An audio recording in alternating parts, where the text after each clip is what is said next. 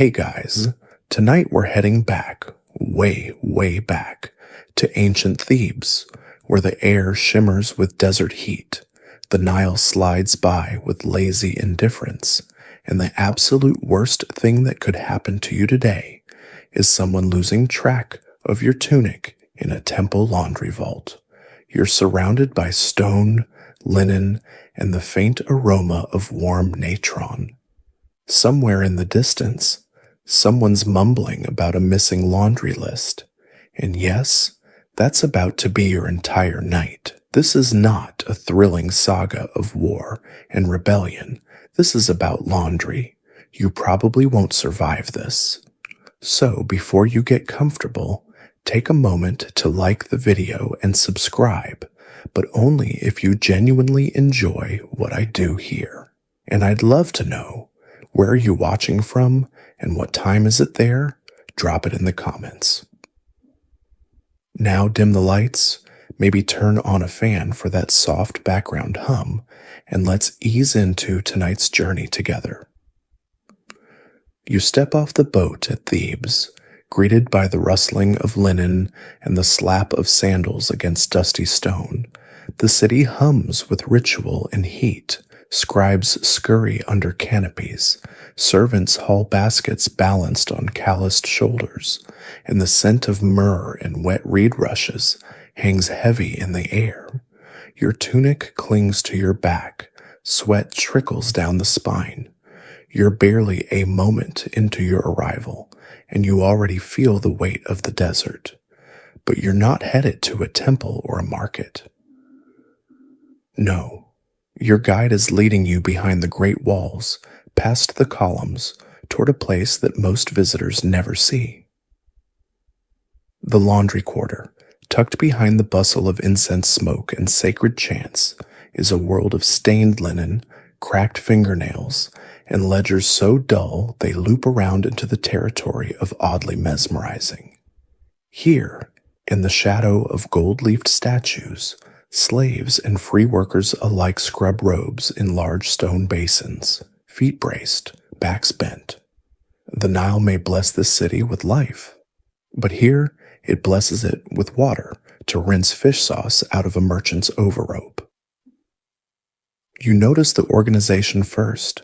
Everything here is counted, not just garments, but cloth weight, thread count, level of visible stain, and sometimes, when a scribe is particularly bored, the exact shade of beige before and after washing. It's bureaucracy, yes, but also devotion.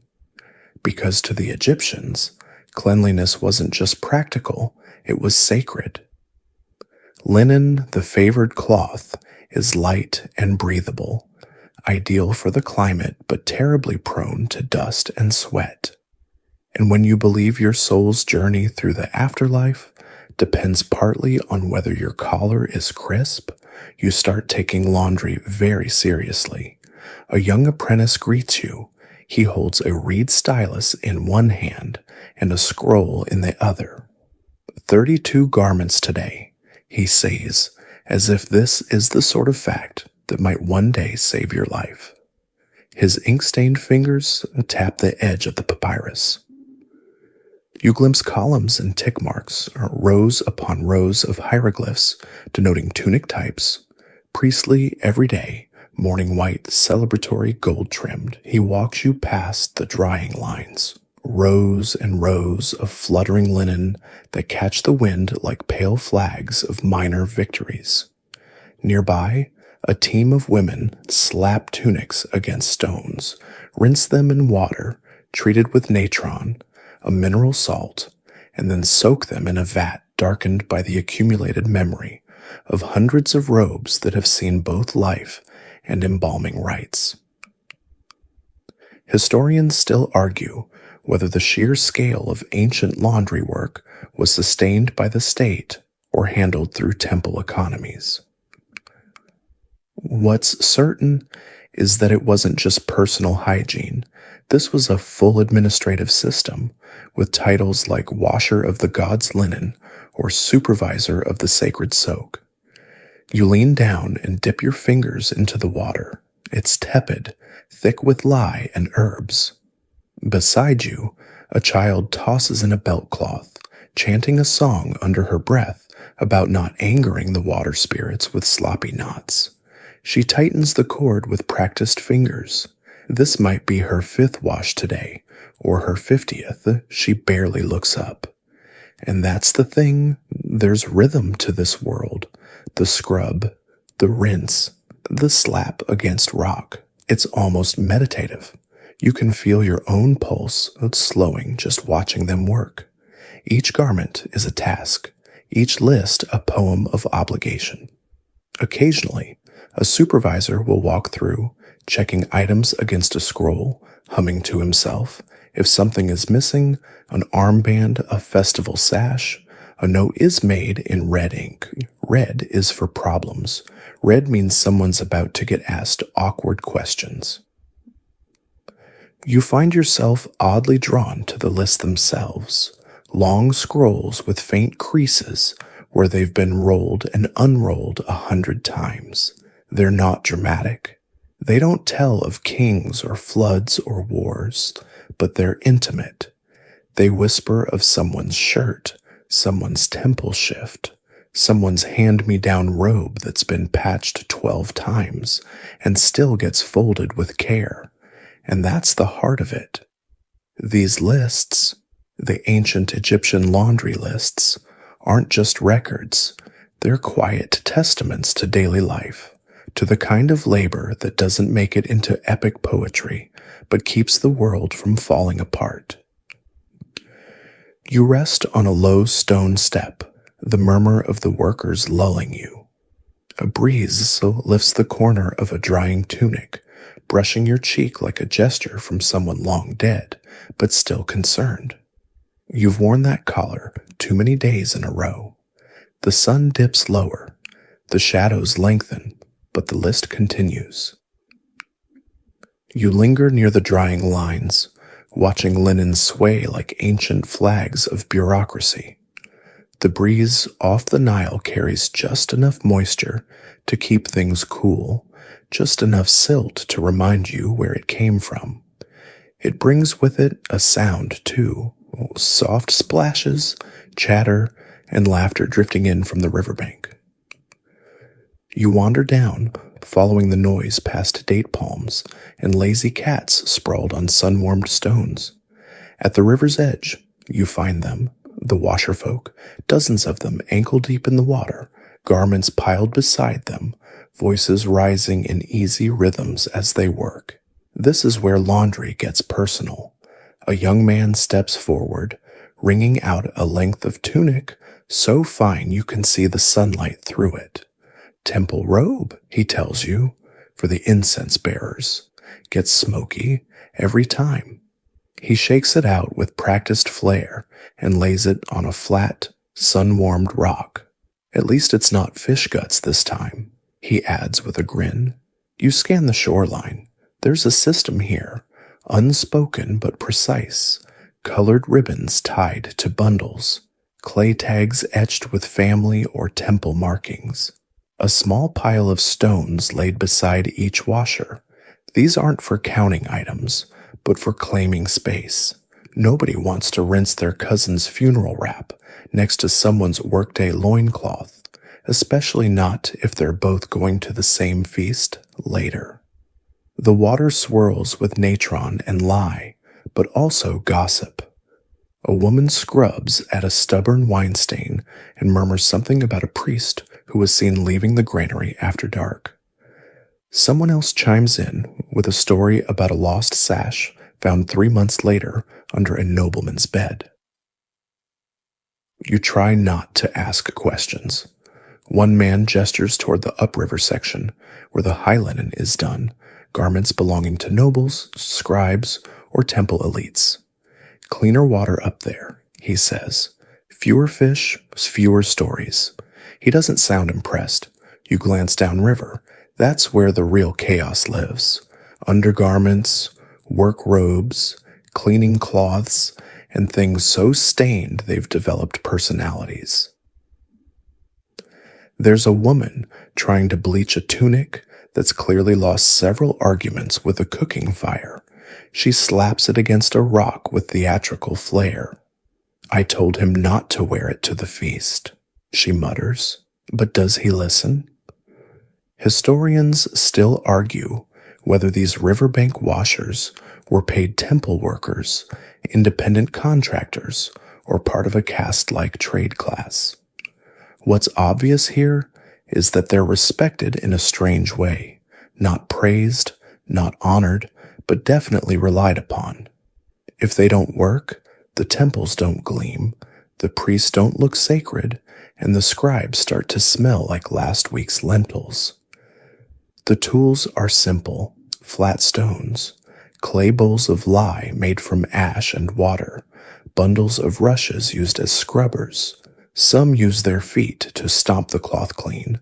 Others rely on the rhythmic slap scrub ring slap that makes your arms sore just watching. Nearby, a boy is carefully laying tunics on reeds to dry, folding them into precise triangles. You ask him where he learned that. My aunt, he says proudly. She folds for the high priest's second cousin. They have standards. He rolls his eyes, but his corners are sharp. You kneel by the water and try your hand at the wash. The cloth is heavier than you expected, slippery, alive with river silt and its own history. You slap it against a rock. It slaps back.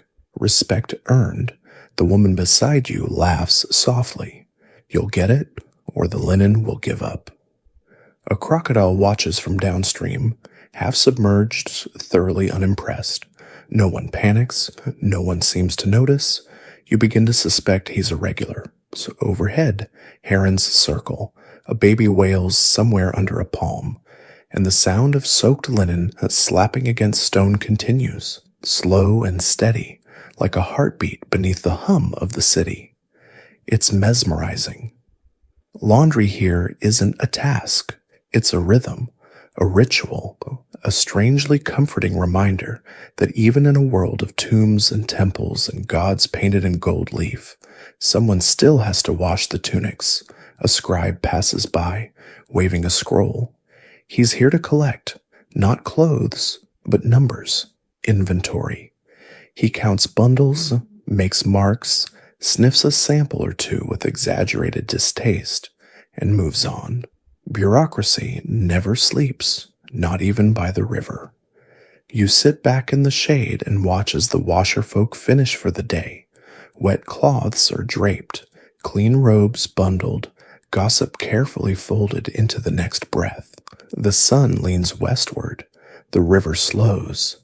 A girl dips her arms into the water one last time, then pats her tunic dry with a handful of reeds. One washer grabs a reed flute and starts to play. The notes drift upward, soft and irregular. You close your eyes and let them carry you. In this quiet moment, you realize this too is history.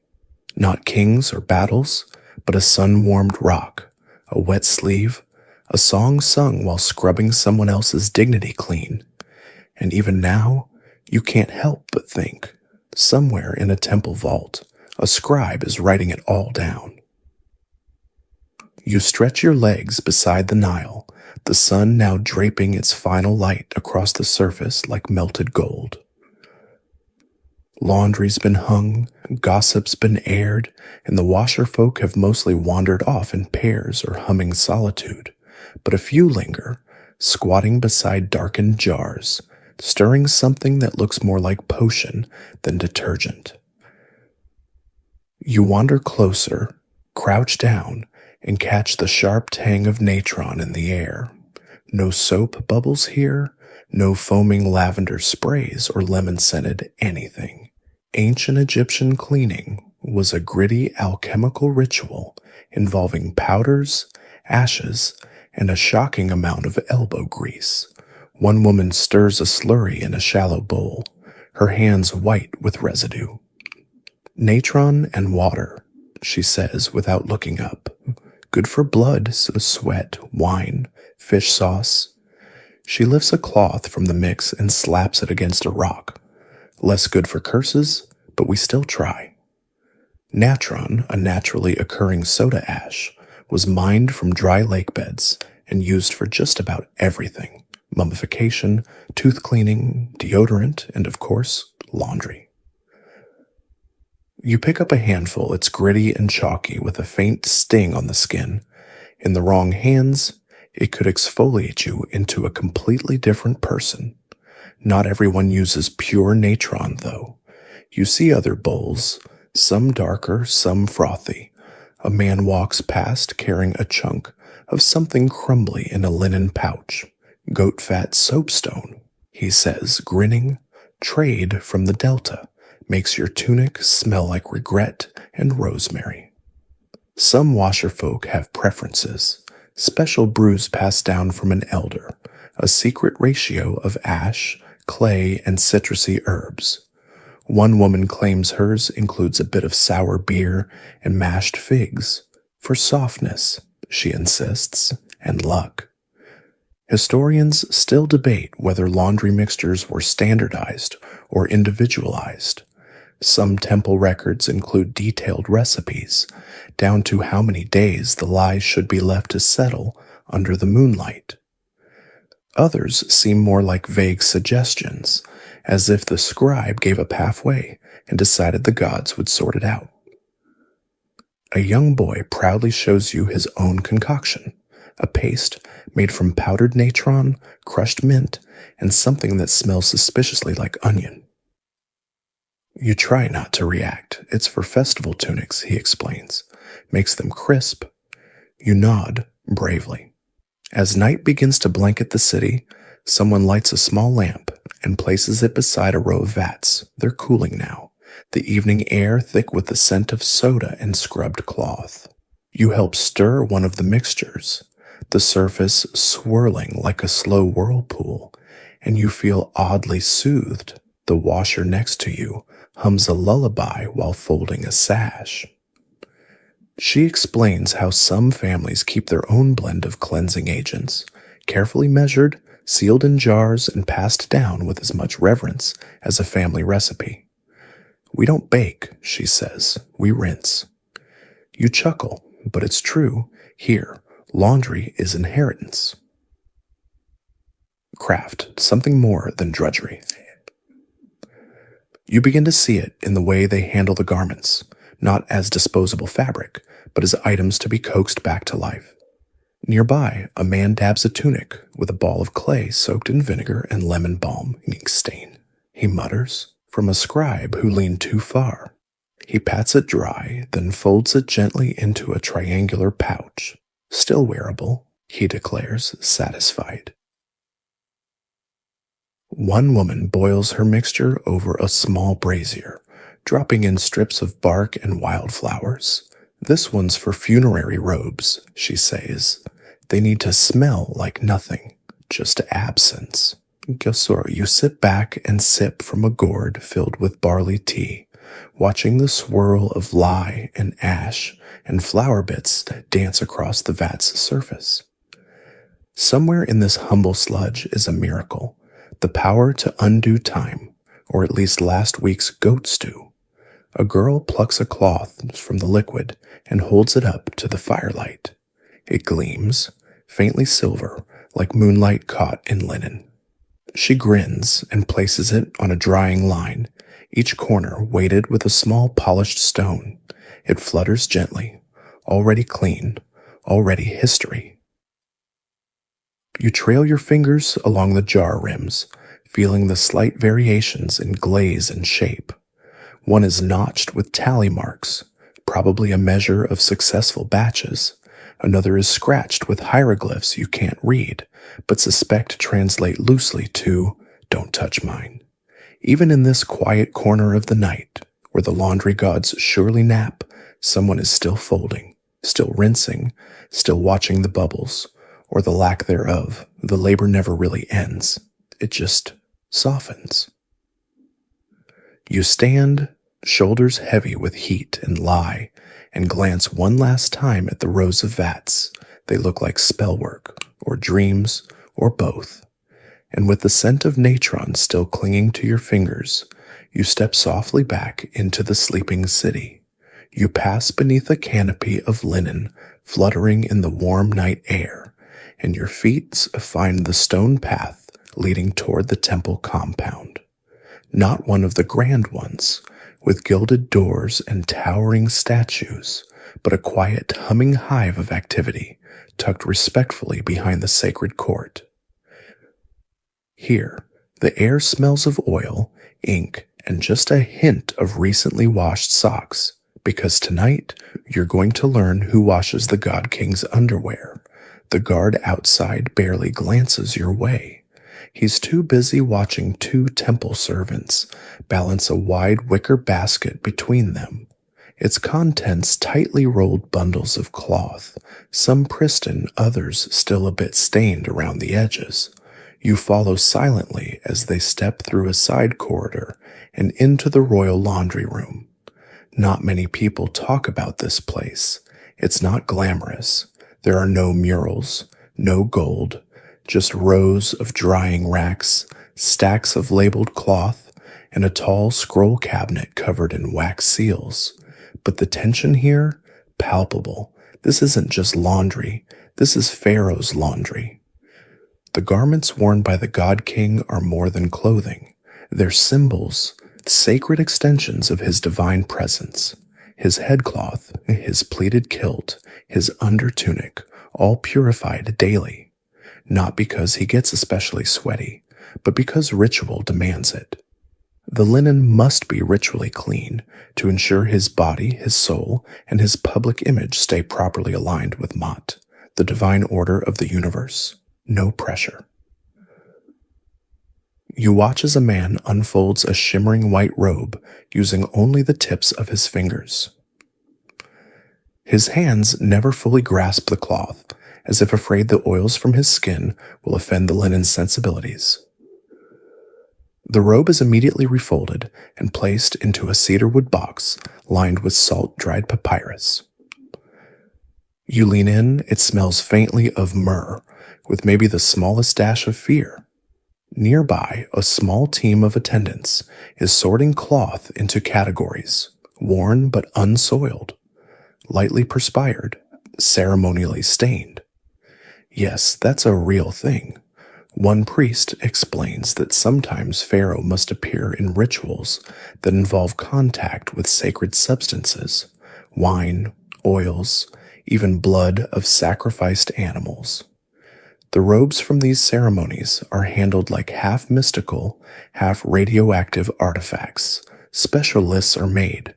They're burned only under specific moon phases.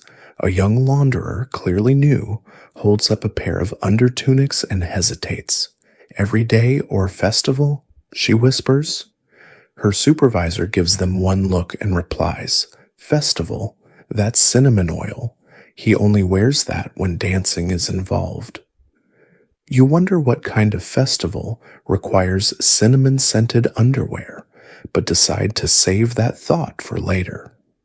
The storage cabinet is the beating heart of the room. Inside, scrolls, dozens, hundreds. Each one a record of what the pharaoh wore, when he wore it, who washed it, where it dried, and how long it took to fold. These aren't exaggerations. You glance over a scribe's shoulder as he marks the time it took for a ceremonial apron to move from basin to basket.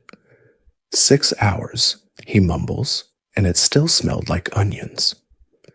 Historians still argue whether these record-keeping practices were purely practical or if they served a ritual purpose, binding time and cleanliness into a symbolic mirror of the kingdom's balance. Some claim Pharaoh's laundry list was as sacred as his prayers. Others say the scribes just liked showing off their penmanship. You sit by the drying racks and watch a woman gently shake a long, pleated cloth. She folds it so precisely, you suspect she's aligning it with celestial coordinates. Another servant sprinkles finely ground natron along the seams, whispering a blessing under her breath. "Keep the fibers aligned," she says, almost to herself. Keep the soul aligned. The room isn't quiet, it's a soft storm of movement, pages turning, cloth rustling, chalk scraping, every step documented, every fold noted. Someone records how many threads appear to have frayed on the hemline of the morning's headdress. A second scroll tallies how many times a particular sash has been worn since last equinox. You start to understand. Pharaoh doesn't just wear linen, he inhabits it. He steps into a garment like someone stepping into a role, and by doing so, maintains the delicate cosmic script. If the linen isn't clean, isn't properly logged, isn't perfectly folded, who knows what unseen imbalance might ripple across the kingdom. You peek into one of the folded bundles, waiting for storage. Inside, wrapped in silk and prayers, is a pair of undergarments so finely woven they shimmer in the lamplight. They're labeled in red ink, reserved for Festival of the Opet. You don't touch them, not just because you're afraid, but because you know someone would write it down. As you leave, one of the scroll keepers nods at you. "We hold Pharaoh together," he says, thread by thread. And honestly, you believe him. The scroll room lingers behind you, a labyrinth of threads, ink, and unspoken reverence. You retrace your steps down the corridor, past the folded finery, and back into the sunlit courtyards where the scent of wet stone and sandalwood fills the air. A scribe waves you over, his papyrus roll crackling gently as he unfurls it. "This," he announces, "is the real crown of Egypt. You expect gold, you expect jewels. What you see is a list, neatly inked lines, symbols for tunics and belts, ceremonial aprons, collars, linen wraps, and headcloths. Some columns list weight, others, the number of pleats. One includes whether or not the item had the scent of lotus or the stink of donkey cart." No kidding, that's a real column. You've stumbled into the realm of the laundry lists themselves, literal papyrus scrolls that recorded every article of clothing that passed through temples, palaces, or funerary preparation chambers, and they are extensive. One particularly long list is unrolled across a bench like a picnic blanket of bureaucracy. It belongs to the Temple of Amun in Karnak, one of the largest religious institutions in the ancient world, and apparently one of the most obsessively detailed when it came to garment maintenance. The scribe taps a line with his stylus. "This tunic," he explains, "belonged to the incense bearer, wore it on the third day of the flood festival, stained at the hem with pomegranate juice, washed 4 times in natron and lemon blossom." He pauses, then leans in, whispering, "Still pink?" You nod gravely. The list continues, naming garments like their beloved cousins, shoulder wrap of the dawn procession, lintel sash of the East Gate Guard, priest's third best temple shoes, left missing.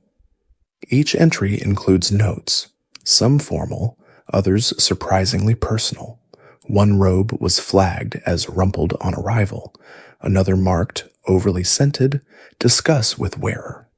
Historians still argue whether these scrolls were purely administrative or symbolic ritual records meant to impress the gods. Some of the laundry lists are written with flourishes normally reserved for royal decrees. The list for one high priest's ceremonial wardrobe includes a poem about the color of his robe, matching the hush of morning sky. No one's quite sure if it was necessary or just one bored scribe showing off. You ask how many of these lists survived. The scribe gestures to a side chamber, rows of clay jars, each with a rolled scroll sealed inside. "Hundreds," he says. "Oh, from this temple alone, we have lists for weddings, burials, coronations. We even have a list for laundry lists." Naturally, the idea that so much care was poured into documenting the movement of cloth might sound absurd in a world full of grand temples and divine edicts, but in ancient Egypt, linen was currency, identity, and spiritual armor. If a tunic went missing, that wasn't just a lost shirt. It could mean a priest showing up impure to a ceremony, a nobleman slighted during a feast, or an ancestor improperly wrapped for eternity. You browse another scroll, one older, written in a trembling hand. The ink is faded, the reed pen strokes less confident, but the content is clear. A complete tally of garments offered to the temple by a grain merchant after a good harvest. 10 plain tunics, 2 linen wraps, 1 embroidered sash for his wife, should she ever attend festival. There's something so human about it, so modest and hopeful, a man offering cloth and prayer in exchange for cosmic favor and a neatly dressed family celebration. Nearby, a laundry assistant is sorting clean garments into piles, those that return to the temple vaults, and those destined for redistribution among the staff. Some older robes are marked for tearing into strips, repurposed as bandages, bindings, or eventually wrappings for the dead, because yes, even a laundry list might outlive the laundry itself. You spot a fragment tucked inside an older robe, just a scrap, barely legible but still intact. A short tally with the name of a washer and the note, stitched tear in right shoulder. That note was from nearly 2,000 years ago. The cloth is gone, but the scribe's fussiness lives on, and sometimes laundry lists were elevated to art. One particular scroll, displayed with pride behind a thin linen curtain, includes inked illustrations of garments, miniature tunics, drawn with exaggerated pleats and swirling trim. To train new launderers, someone explains, but you suspect the artist just really liked drawing tunics. The scribe beside you suddenly smiles. You want to see something special? You nod. He reaches beneath his bench and retrieves a narrow papyrus roll wrapped in aged, cracked linen. He unrolls it with reverence. Inside, a list that begins like all the others. But partway through, the scribe begins doodling. A tiny crocodile in a tunic, a lion wearing sandals, a linen wrap dancing with a caption that reads Festival Spirit. You burst out laughing quietly, of course. Even in a world of sacred bureaucracy, someone had a sense of humor. You leave the room with a strange sense of wonder. Not from grandeur or gold, but from inked lines and quiet devotion. Laundry lists may not stir armies or inspire oaths, but they carry names, hopes, and stubborn folds of daily life, and somewhere, beneath it all, a whisper of someone who just wanted their best robe back before market day. Back out in the courtyard, the sun hovers lazily above the horizon, casting long amber shadows across stone tiles and the glinting edges of stacked washing vats. The linen smells faintly of lemon balm and old stories. You turn toward a smaller building tucked into the temple complex. It's quieter here, but not idle. There's a kind of hush, a reverent sort of accounting taking place inside. This is where the laundry gets counted in coin.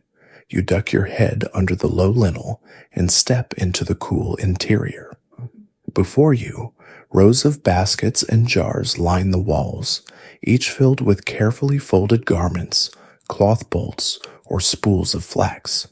A large clay tablet sits atop a raised stone bench, and beside it, a man with permanently furrowed brows scratches at the surface with the grace of someone both tired and deeply passionate about tallying tunics. Inventory day, he murmurs without looking up. Again. He's part of the temple's economic staff, one of many who oversee the intake and outflow of textiles, garments, and cleaning resources. Because in ancient Egypt, laundry wasn't just a chore, it was a full-fledged financial operation. You learn quickly that linen was among the most valuable everyday goods in Egypt. With limited access to wool and a deep cultural distaste for animal fibers, especially among priests, linen was everything: clothing, currency, offering, and trade. 2 loaves for mending, one clerk recites. 4 jars of beer for 4 tunics cleaned before sunrise. 1 roll of flax in exchange for stain removal from a governor's cloak. You blink. Laundry as currency. He nods. The temples paid workers in bread, beer, and cloth. The better the laundry work, the better the compensation. A faded wall carving shows women carrying bundles of cloth on their heads, each marked with symbols for labor owed or labor performed. Another scribe opens a ledger, an enormous scroll heavy with red and black ink. It lists temple staff and their laundry stipends, how many tunics they're issued, how often they must be returned for washing, and what happens if they're not. Turns out, if you lose your linen, you don't just get scolded, you might lose part of your bread ration for the month. And it wasn't just priests, farmers, builders, and soldiers all had textile quotas. Laundry became a way to track who worked where, for how long, and how well. A particularly tidy stonemason might even get promoted to managing others. Clean sash, clean hands, as the saying goes. Historians still argue whether this laundry economy was centralized under the temples or decentralized through households and local guilds. What's clear is that cloth, and especially clean cloth, was the heartbeat of many ancient transactions. The man beside you lifts a woven sash from a basket. It's thin but strong, dyed with faded streaks of indigo. Worth at least a basket of figs, he muses. If it weren't slightly scorched? You ask how that happened. He shrugs. Some people try to dry things too close to the brazier. Not everything survives. Next to the scrolls is a chest filled with garment tags, flat bits of fired clay, each with a scratch mark, symbol, or crude drawing. These were early laundry tokens. Patrons marked their garments and entrusted them to temple washers. In exchange, they received a token. No token, no tunic. You begin to imagine someone running shirtless through a courtyard, waving a palm frond and yelling, "But I gave you my belt." Another clerk chuckles at the thought. Oh, it's happened. That's why we keep the tokens in order now. He hands you one. It's etched with a bird and a squiggle that might be either a sun or a bowl of soup. That's our system, he says proudly. Symbol plus nonsense equals 1 clean tunic, eventually. Nearby, a younger scribe is painting numbers on a pottery shard with a stiff raid brush. Laundry and voice, she says brightly. This one's for a noble family. 14 garments, 2 headcloths, 1 mystery item that may be a cat hammock. You raise an eyebrow or a scarf, she adds. Jury's out. You spend the next hour marveling at how much laundry runs through this place, how carefully it's tracked, valued, weighed, traded, lost, and rediscovered.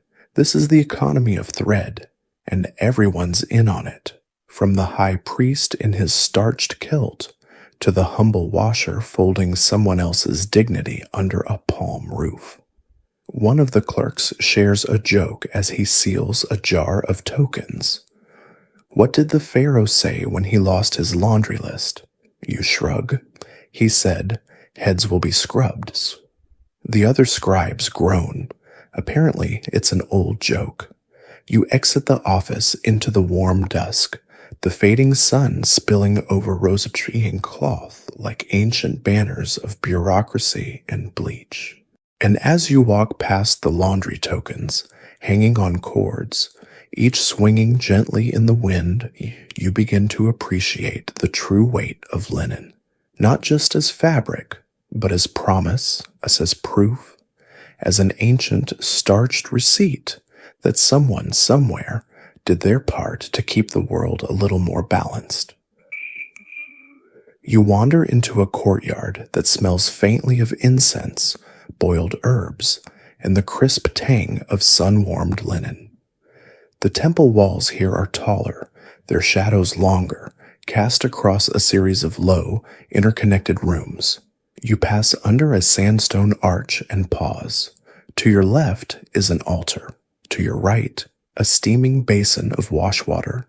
Yes, you're still in a temple, but this is the laundry wing. It feels almost sacrilegious at first. You expect statues and hieroglyphs praising gods, not racks of tunics and a woman elbow-deep in water, muttering about thread counts. But in ancient Egypt, the divine and the domestic weren't opposites. They were neighbors, sometimes roommates. This particular temple, dedicated to Hathor, goddess of joy, music, and beauty, also kept an unusually detailed system of textile maintenance. Why? Because joy is hard to come by in a scratchy, stained tunic. And beauty? It doesn't fold itself. A temple worker greets you, flour smudged across her cheek. Not baking flour, starch, used to stiffen collars and hems so they stood crisply during ceremonies. She waves you toward a wide room lined with shallow troughs and drying racks. "Don't trip," she says. The last one did and took out 3 festival robes. The space bustles. Attendants haul soaked robes from basins, scrape residue from stone washboards, and twist bundles of linen into long, spiraled braids for drying. A single garment here might pass through 10 sets of hands, washed, rinsed, scented, dried, pressed, inspected, then rolled with herbs before storage. You spot a child sweeping the floor with a brush made from bundled reeds. She stops occasionally to collect stray threads, which she stores in a clay pot marked with a tiny scarab. "Good luck," she whispers. Also, good stuffing for pillows. Historians still debate whether every temple had its own laundry complex, or whether the larger ones, like Karnak and Dendera, simply absorbed the role out of necessity. The surviving records suggest laundry spaces were surprisingly sophisticated, often adjacent to storerooms and ritual preparation rooms, because no one wants to perform a sacred rite with a ketchup stain from lunch. You're led deeper into the complex, where steam rises from a tiled basin. A woman stands above it, holding a ladle and chanting softly. She's adding crushed herbs, thyme, myrrh, blue lotus. The mixture simmers, then she ladles it carefully onto a folded tunic draped across a stone table. "Blessed steam," she explains, opens the fibers, lets the scent sink in. You lean closer. It smells like a memory, one you haven't made yet, but somehow already miss. At the rear of the room is a wall of niches. Each contains a single folded garment, wrapped in cloth and labeled with a small slip of papyrus. These aren't everyday tunics. They're for festivals, coronations, offerings. A few are so old the linen's turned yellow, but they're still preserved with care. You recognize a pattern: narrow blue stripes, embroidered border, faint stain near the hem. The attendant nods. Did during last spring's fertility rite. Got too close to a melon. She pulls out a scroll detailing the item's history, worn by priest Neferhotep during the festival of drunkenness, cleaned 3 times in natron, sun-dried and resealed with cedar oil, every fold documented, every spot mapped. There's even a crude sketch of the stain, an early form of garment forensic science. You find another entry for a priestess's robe that reads, hem torn during ecstatic dance, mended with thread from mourning cloth, reassigned to secondary rites. You blink, even clothes have career paths. Off to the side, a young apprentice carefully applies perfumed oil to a neck wrap with a swan feather.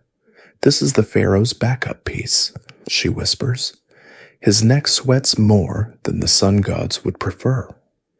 You sit quietly as the workers move in measured rhythm, dabbing, folding, cataloging, each motion precise, each item sacred not only for its owner, but for the role it plays. Linen is not just fabric. It is a participant in ritual, a vessel for divine contact, a mirror for purity. And for those working in these spaces, the labor isn't merely menial, it's meaningful. One woman pauses to adjust a robe on a rack, the folds catching the golden light of the setting sun. "We don't just wash the gods," she says softly. "We prepare them to be seen." You step into the adjoining storage room, a cave of shadows and woven reed boxes. The temperature drops. You run your hand along the lids, each marked with a seal of wax or ribbon. Some boxes hum with the faint smell of lavender or sandalwood. Others are more practical, stiff with salt, cedar, or even old beer, depending on the rites involved. One sealed crate catches your attention. It bears the mark of Anubis, god of the dead. The attendant hesitates, then lifts the lid. Inside, layers of linen, each roll wider than the one below. Shroud cloth, prepared and preserved for funerals of temple priests, still unused, still sacred. She closes the lid, murmurs a small prayer, then replaces the wax seal. The sanctity of the laundry isn't only in its use, sometimes it lies in its readiness. You step back into the courtyard, the last of the sun flaring across the edges of the temple roof. The basins have stilled, the steam has faded, and the flutter of drying robes has quieted into something like a lullaby. In the hush that follows, you realize this wing of the temple doesn't support the rituals. It is one. You stretch your shoulders beneath the fading sky as soft sandal steps echo down the temple corridor. A clerk passes you, carrying a scroll so tightly wound it might pop open on command. He disappears into a room glowing with oil lamps, where you catch the low murmur of voices.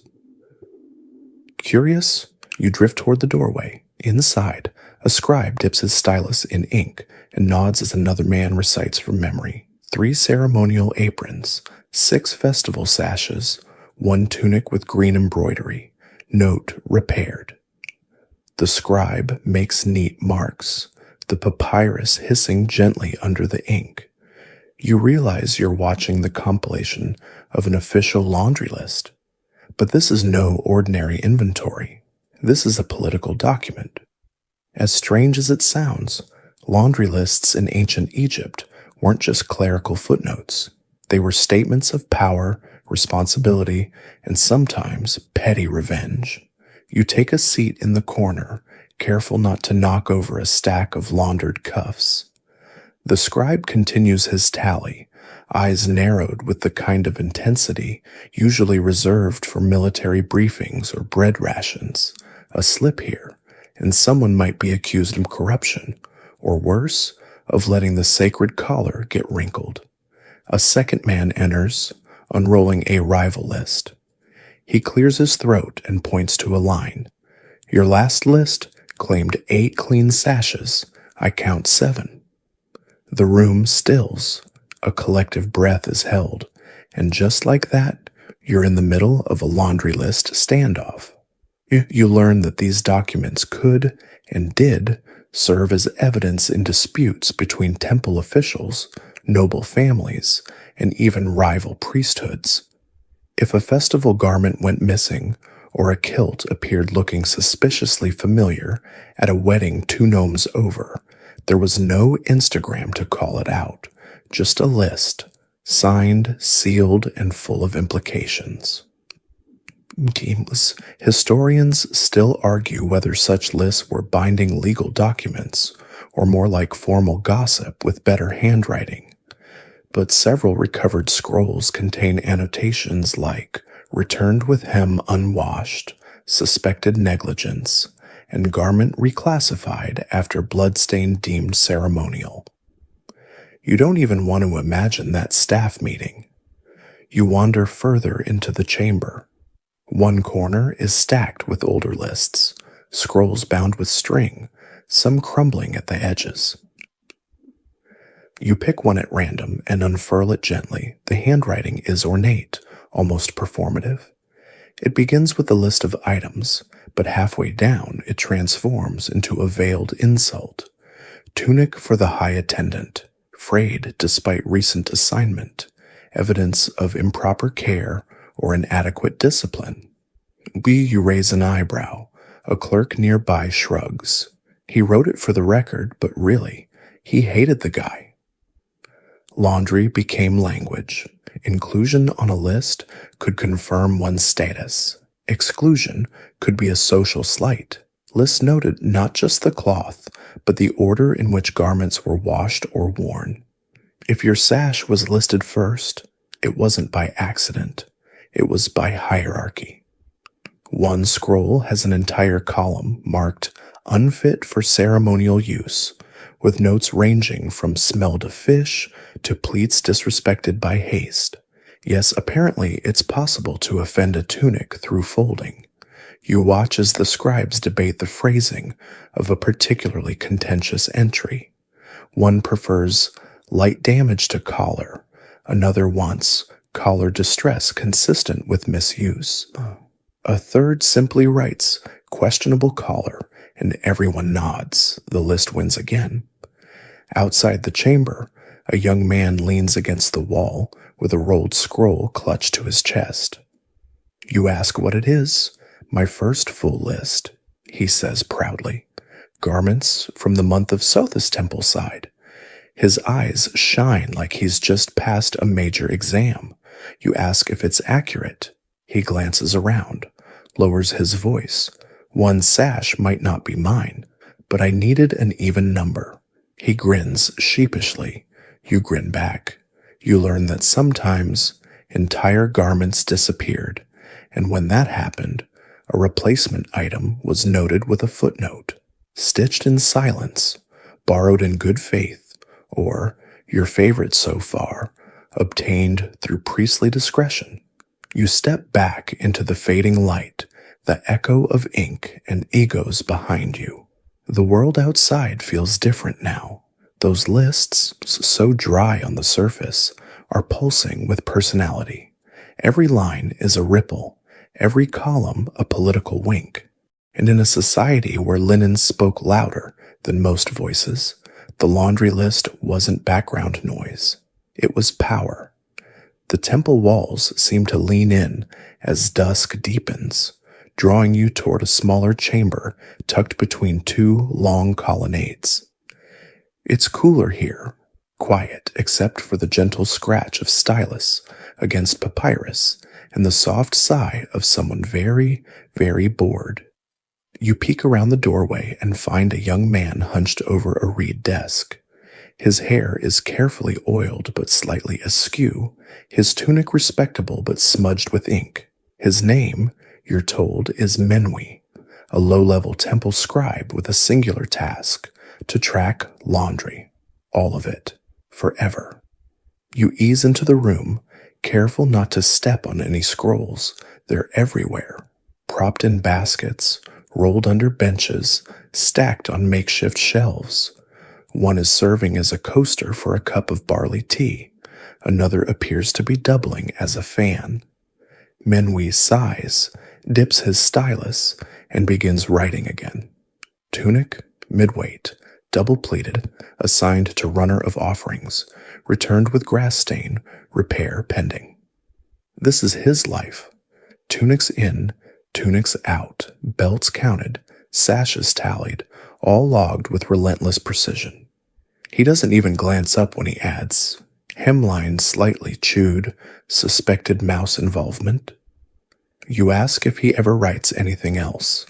He blinks, thinks for a moment, then admits, "Sometimes I write haiku in the margins. Don't tell the priests." You lean closer. One margin reads, "Linen in the breeze. Smells like myrrh and sweat again. Never-ending fold." Menwi was born to a family of barley counters, but a twist of fate, possibly involving an argument and a spilt ink pot, landed him here. It's not glamorous, he shrugs, but someone's got to make sure the high priest doesn't show up in last week's robe. He shows you his favorite scroll. It's not fancy, just a neatly organized list of garments washed for a festival in year 18 of Pharaoh Amenemhat's reign. But Menwi's eyes light up as he explains each entry. "Look here," he says, tapping one line. "That sash, folded incorrectly, caused an uproar. People thought the sun god had frowned." Historians still argue whether such mishaps genuinely shook public perception or whether scribes like Menwi just enjoyed writing about small disasters with the flair of a playwright. Either way, you suspect Menwi would have had a promising career in drama if Tunics hadn't pulled him in first. He flips to another scroll, this one much longer, almost ceremonially inked. A record of the king's laundry during a diplomatic envoy visit, robes worn each day, oils used to scent them, folding styles. Even the weather notes, because apparently a breezy day meant different drying strategies. "We don't fold in wind," he mutters, shaking his head. "That's how creases form in the afterlife." The man cares deeply. A passing servant drops off another laundry bundle. Menwi signs it with a reed pen, marks the expected return date, and adds a scribble at the bottom. Do not confuse this tunic with the one worn during eclipse rites. Again. You ask if he ever gets garments back that weren't on his list. "All the time," he says. "You wouldn't believe how often priests swap belts. Oh, this one's slightly more blue." Please, you can't help but smile. He's a bureaucrat, sure, but also a dreamer, a poet in pleats, a guardian of creases. He tells you of his big dream, to one day write the Master Linen Codex, a definitive scroll of folding styles, stain categorizations, and laundering techniques worthy of state approval. It will be housed in the temple archives, he says, eyes shining, maybe under lock and key. You nod solemnly, and yet he is still a little stuck. His codex has hit a creative block. "I don't know how to categorize ceremonial loincloths with detachable tassels," he admits. "They don't fit the pleating matrix." You suggest a new category, tassel adjacent. He looks at you with profound respect. "I'll consider it." As the light dims, he reaches for a small oil lamp and lights it with practiced ease. The flame flickers against rows of scrolls. Each one is a day of his life, written in linen and sweat. He doesn't complain. Not really. He simply turns the scroll, dips his stylus, and continues the great laundry ledger of Egypt. You take a moment to appreciate it, because behind every crisp tunic in a temple procession, there's a Menwi making sure the hems don't collapse. The oil lamp flickers as you step away from Menwi and his dreams of tassel taxonomies. You walk toward a window cut high into the sandstone wall and peer out across the landscape. Far beyond the temples and noble estates, across the sandy horizon, lies something altogether different. The workers' village. You make your way down a sloped trail that hugs the curve of the cliffs.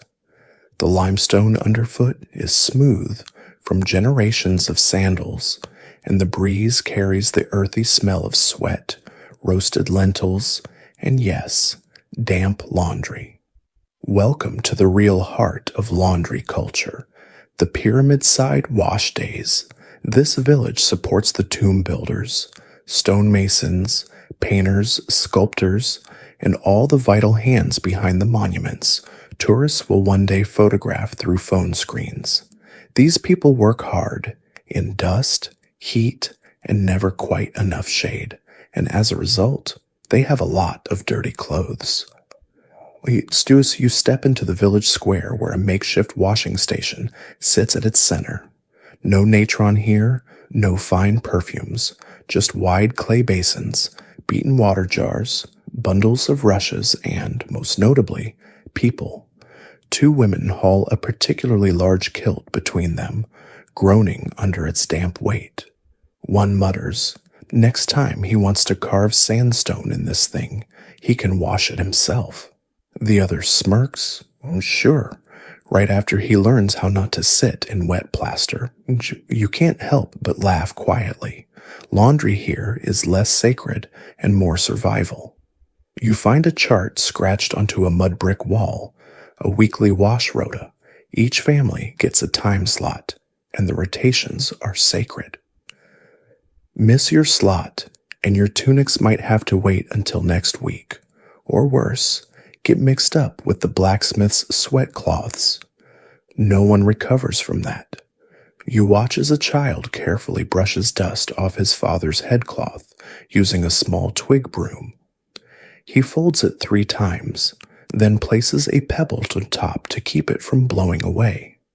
Another child draws tiny animals in the dust nearby, blissfully ignoring the splashing behind her. One woman shows you her own system, dyeing the ends of her family's garments with small patterns so she can identify them quickly. "You'd be surprised how many beige tunics there are," she says, especially after the 5th rinse. Historians still argue whether these villages managed their own textile production or relied on temple or palace distribution. But evidence from places like Deir el Medina, where the royal tomb builders lived, suggests a robust, self-managed system. Workers were issued garments as part of their pay, and clean clothes were essential to both hygiene and social order. Laundry here isn't just practical, it's social currency. You hear a man shouting over a wall, asking if his work kilt was delivered. A neighbor shouts back, "Check behind the goat." Sure enough, it's there, folded, clean, and draped respectfully over a fence post. The goat looks offended. Inside one modest home, you find a woman scrubbing a tunic with a mixture of ash and bitter herbs. She's humming a lullaby and working in time with the rhythm. Slap, scrub, rinse, slap, scrub, rinse. You're lulled by it. "Stone dust doesn't come out easily," she says, not looking up. "But if it does, it's a good omen, means the gods are easing the work." She hangs the tunic from a wooden peg and turns to her next task, mending. Her fingers are quick, weaving new thread through the edge of a fraying belt. She smiles as she works. A stitch is like a prayer. You pull, you release. You hope it holds. You walk the narrow alleyways where bundles of laundry are draped between sun-baked homes like celebratory garlands. Everywhere you look, movement, water, laughter, and lists. Even here, the lists matter. Chalk scratchings on the wall, tallies on potsherds. One neighbor has drawn cartoonish images of each garment, tunic with missing hem, belt with looped knot, so her children know what to look for when collecting. Visual inventory systems, surprisingly efficient. One elderly man pulls you aside to show his personal ledger, a scroll barely larger than your hand, detailing every item of clothing he owns. 8 tunics, he says, 3 for working, 3 for praying, 1 for courting, 1 for when they bury me. He grins, hopefully not the same day. His granddaughter rolls her eyes. He's been wearing the courting one for a decade, still single. You spend the evening meandering through the village, caught in a world of humbler rituals. No golden basins or perfumed oils, but there's dignity here, precision, pride in how clean cloth hangs straight, how a well-folded tunic earns nods from neighbors. A boy splashes water on his shirt and lays it across a hot stone to dry. He pats it twice, as if encouraging it to behave. You nod in solidarity. We've all been there. As night creeps in, the villagers gather their laundry. Children pull in lines. Mothers stack folded wraps into baskets. The square quiets. But just before everyone disappears into their homes, someone calls out, "Who forgot their kilt?" A long pause. A sheep bleats. Then a voice from behind a door. "If it's still wet, it's not mine." Laughter echoes down the lane, folding you into its rhythm, and beneath a moon rising gently over the tomb-lined cliffs, you realize that the heartbeats of a civilization isn't always found in stone or scrolls. Sometimes it's in a drying tunic, still damp with the day's story. The moon glides higher now, draping the village in soft silver. Most windows glow dimly, quiet as dreams unfurl inside, but not yours.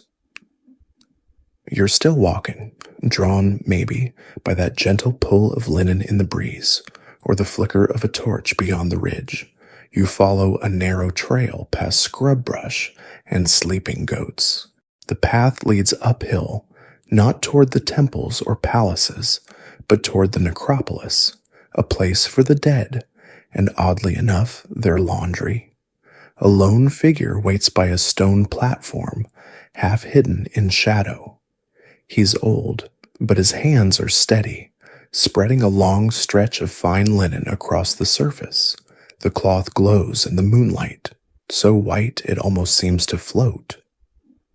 You've found the funerary launderer. Yes, even the dead had a dress code. The man nods a greeting and gestures for you to sit. Beside him is a bundle of unwrapped cloth, thin, soft, prepared for mummification. But before wrapping begins, each piece must be washed, dried, and in some cases, scented. No one meets the gods smelling like mildew, he says gently. You raise your brows. He shrugs. Even in the afterlife, first impressions matter. This linen isn't ordinary.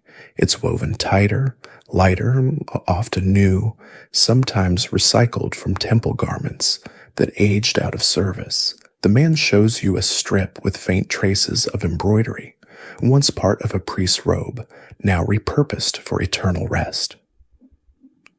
Historians still argue whether funerary linen was specially blessed, or if its holiness came purely from ritual use. Some tombs include instructions, how to wash the cloth, how to fold it, even what prayers to murmur while doing so.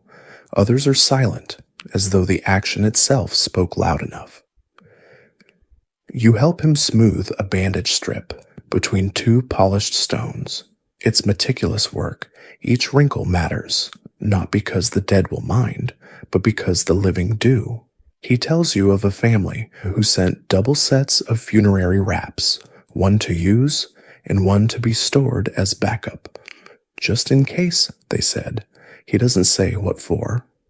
Nearby, a small shrine holds offerings, a bowl of beer, a bit of dried fish, and a single folded sash. For my wife, he says, she packed for everyone else, never herself. You stand in silence. The wind brushes the linen, the stars press close. Then he shows you the lists, scrolls. Yes, but simpler. Fewer notes, less pomp. Each item logged with care, but no embellishment. One list reads, headcloth, scented, 3 chest wraps, 4 leg bindings, 1 sash, decorative. Another includes the phrase, mended tear, left side, let it not show. You're struck by the tenderness. These aren't just garments, they're gestures, final touches, love folded into fiber. In one corner lies a half-wrapped mannequin, used, he explains, to rehearse the process before a real burial. Practice makes reverence, he mutters, adjusting the cloth with steady hands. You watch as he layers the linen, each fold aligned, each strip smoothed. Some believe that funerary linen carried protective magic. The gods would read the creases like a script. A well-folded shroud was said to keep demons away, or at least convince them you were already well cared for. You glance at a discarded wrapping. It's slightly stained, probably oil from an offering. The man frowns at it. Can't be used, he says. Too much life left in it. You think about that. He replaces it with a fresh strip and begins folding again. You try to help, but your pleats are too wide, he chuckles. You'd never get past Osiris with that mess. Fair. Nearby, a clay jar holds fragments of linen too torn for burial. He plans to burn them during the next full moon, ritual disposal. You're told the smoke carries the cloth's purpose into the next world. Whilst you imagine the scent, natron, frankincense, maybe a hint of rosemary. You ask if he ever keeps a list for himself. He pats a small slate beside him, etched with names, dates, the occasional doodle of a cat or a fish. Sometimes I forget who I'm wrapping, he admits softly, so I draw what they liked. One entry simply says, tunic, blue stripes, told good jokes. That one stays with you. The stars wheel overhead. The last strip is folded. He seals the scroll with wax, presses it closed with a ring carved like an ankh, and places it in a reed basket beside the finished linen. His work is done, and somewhere in the valley below, another tomb awaits, a silent place, ready to receive its final garment. You leave him there, watching the linen settle in the wind like a sail waiting for the afterlife's tide, and you wonder, not for the first time, if maybe laundry was never just about cleanliness. Maybe it was always about care. You descend from the ridge under the fading constellation of Sa, what the Greeks would one day call Orion. The stars feel closer up here, but it's the faint trace of perfume that catches your attention as you near the village again. You follow it, a warm swirl of lotus, sandalwood, and something sharper, almost citrusy. It leads you past rows of stacked baskets, around a sun-bleached pillar, and into a narrow courtyard where women huddle over small clay bowls. Each woman wears a long wrap tucked under her arm, and their hands move quickly, dipping linen into steaming pots, sprinkling herbs, and carefully folding the fabric into tight spirals. You've stumbled into the world of the scented linen hustle, a strange but thriving offshoot of the laundry trade, where cloth didn't just get cleaned, it got fragranced too. One woman lifts a tunic from the steam and waves it toward you. Royal grade lotus oil, she says proudly, smells like forgiveness and expensive sandals. You nod with theatrical reverence. Scented oils were a luxury in ancient Egypt, often imported from as far as Punt or Syria, and they weren't cheap. Nobles soaked their garments in the stuff.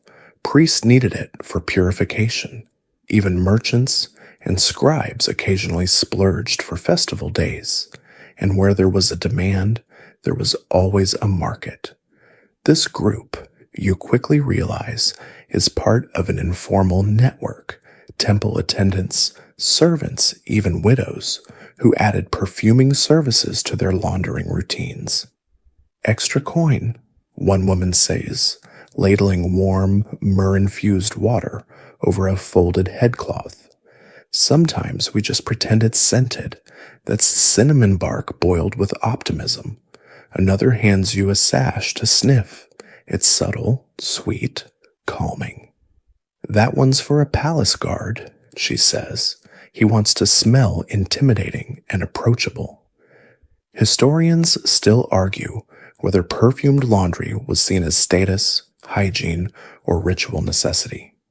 In temple circles, the scent of linen often indicated its sacred function. At court, it was more about politics and presentation. At the village level, it was a flirtation, a form of social posturing, and occasionally, just occasionally, it was a cover-up. You sit beside a woman grinding dried petals with a stone pestle. She lowers her voice. You ever hear about the stolen oil? You lean in. Apparently, a shipment of blue lotus oil intended for the temple mysteriously vanished just before the New Year festival.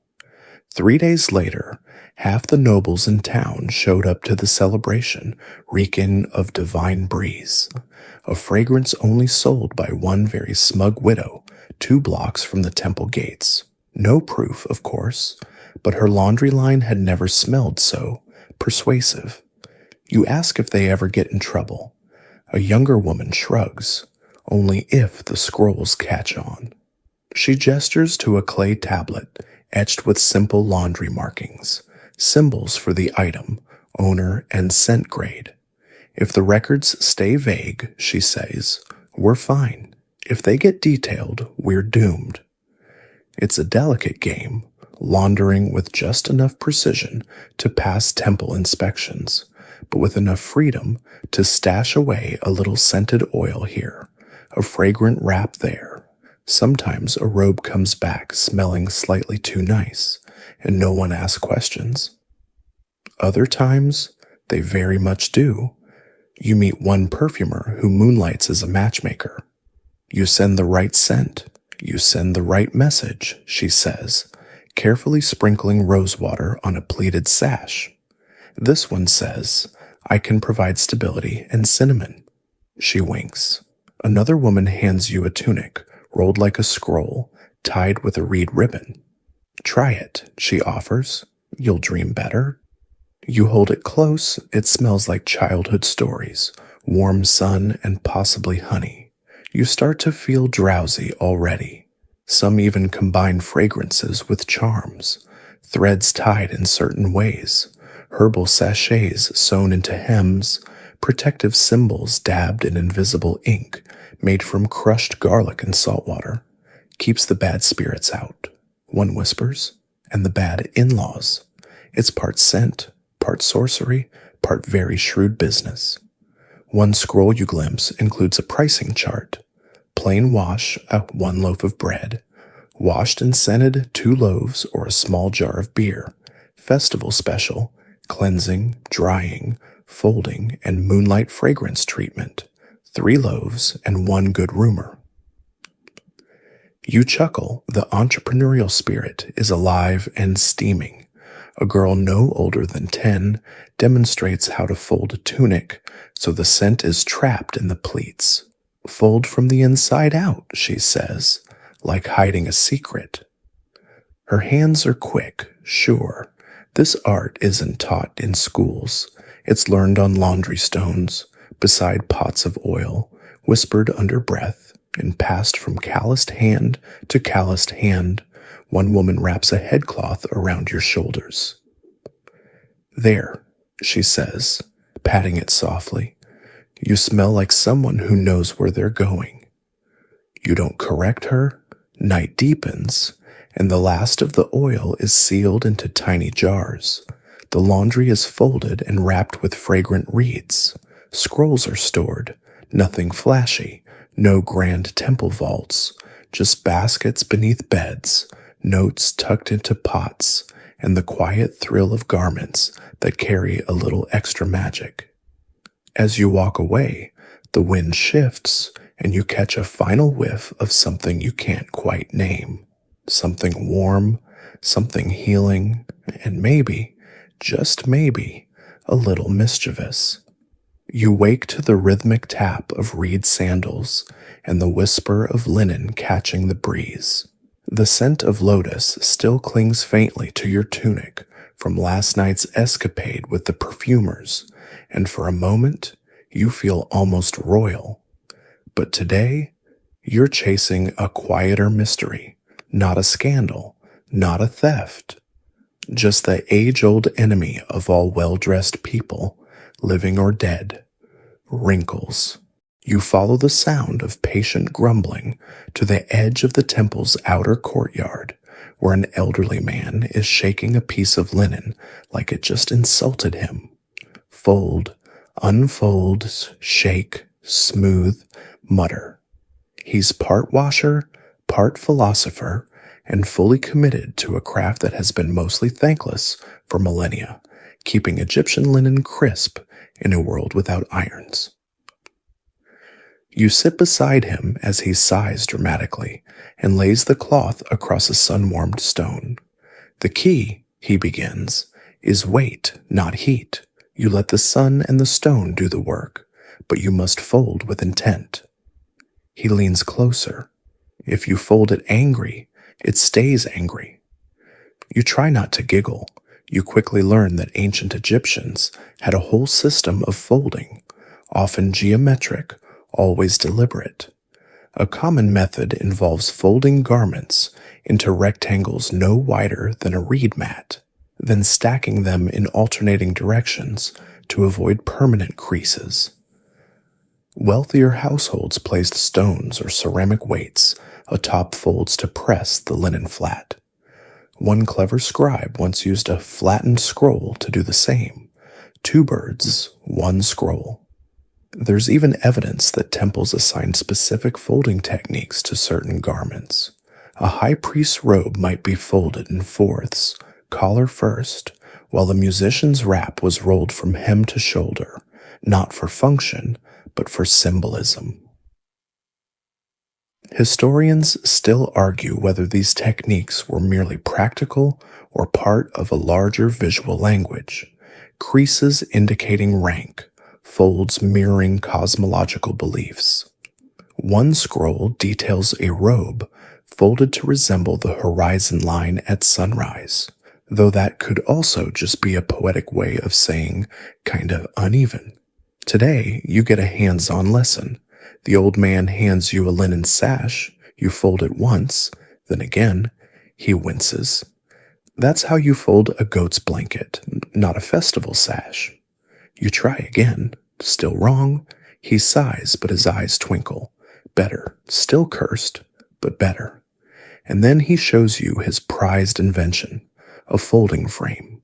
It's made from 2 flat planks, connected at a hinge, likely reused from an old writing desk.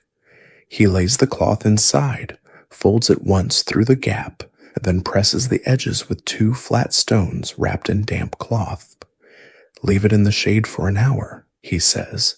Come back and thank me.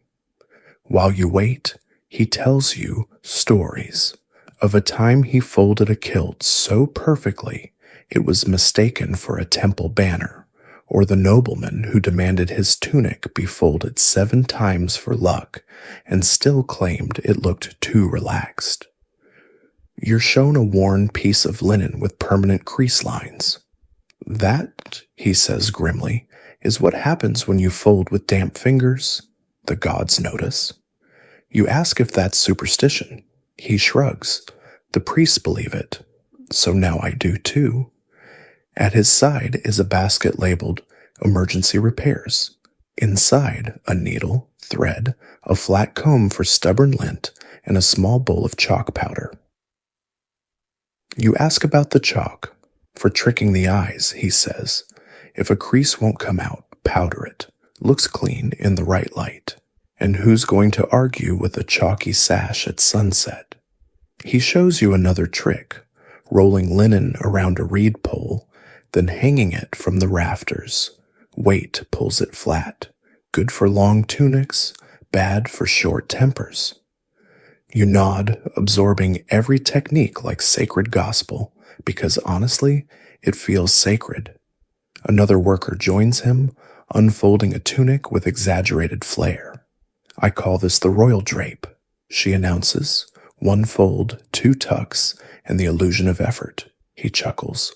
You'll bring dishonor to my stones. They begin folding competitively, stacking linen like solemn origami.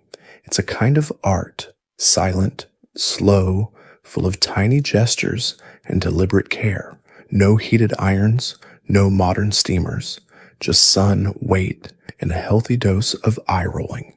One scroll nearby lists folding codes. You scan the categories. Standard daily fold, ritual presentation fold, crisis fold, for garments returned too wrinkled to be saved by human hands. You lift a particularly complicated entry that includes symbols for both folding and unfolding techniques. Yes, apparently the reveal mattered. One noble family requested that each garment unfurl like a papyrus scroll in the wind. You're pretty sure that's just ancient Egyptian for extra. The old man points to a line at the bottom.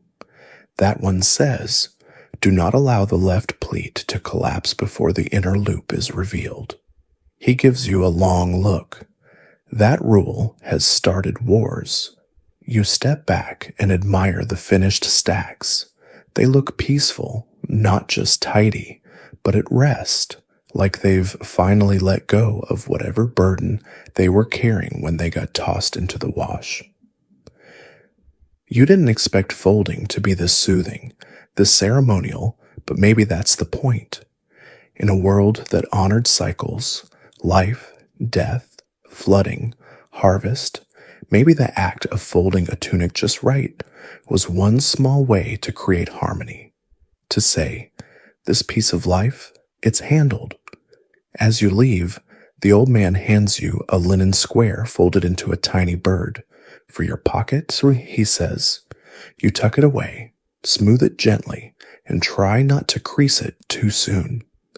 The linen bird sits snug in your pocket, gently fluttering with each step as you follow the curve of the riverbank.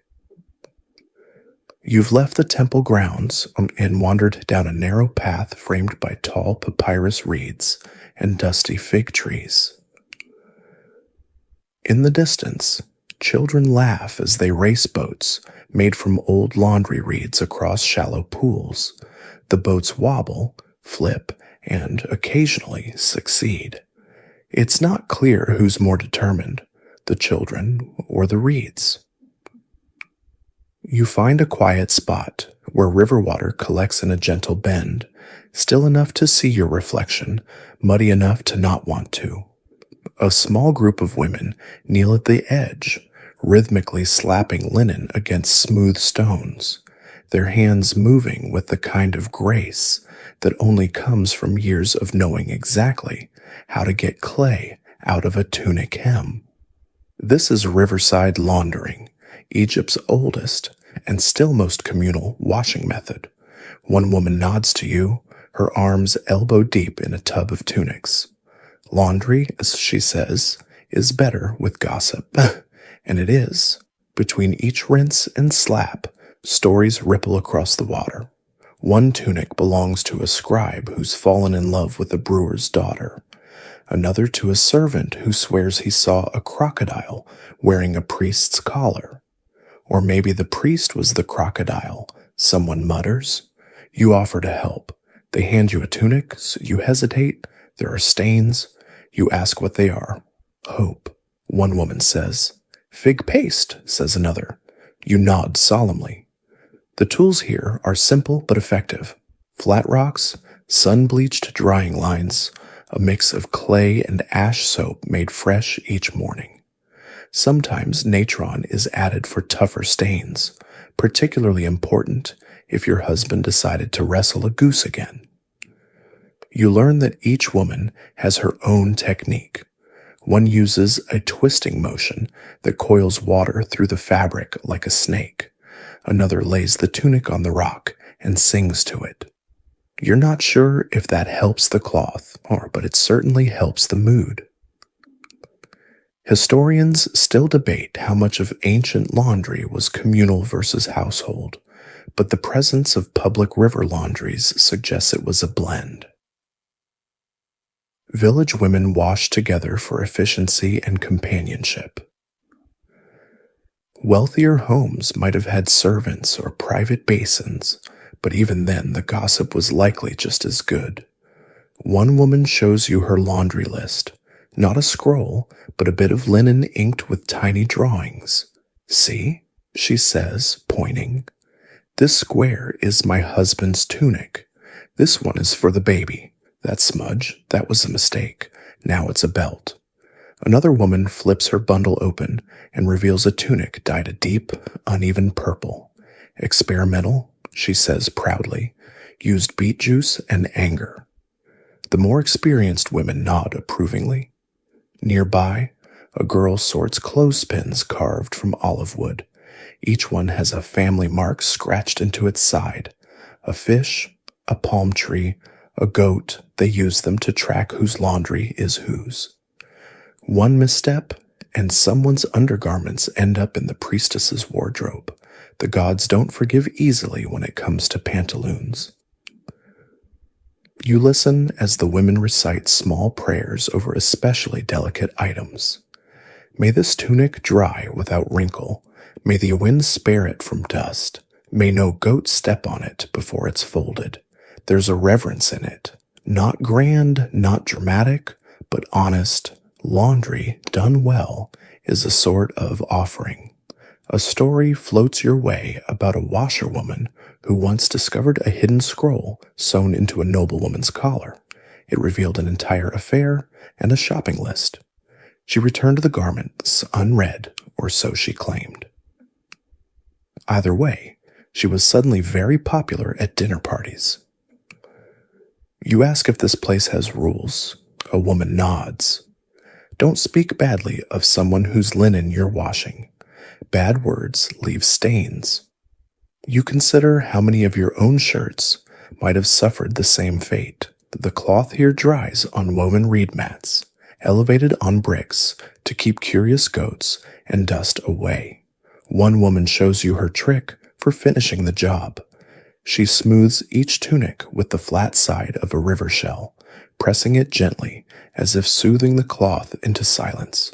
Someone points to a faded wall carving nearby. It depicts a woman washing a robe, her arms strong, her expression calm. Above her, a hieroglyphic sun watches approvingly.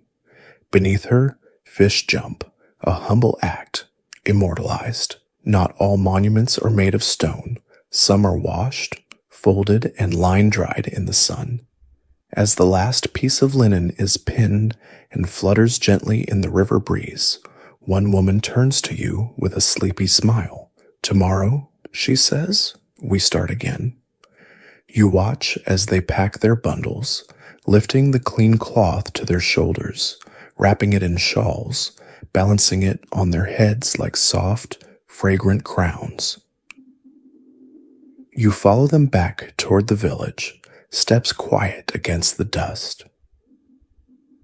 The laundry line is empty now, just a breeze, a few droplets on stone, and the faintest echo of laughter.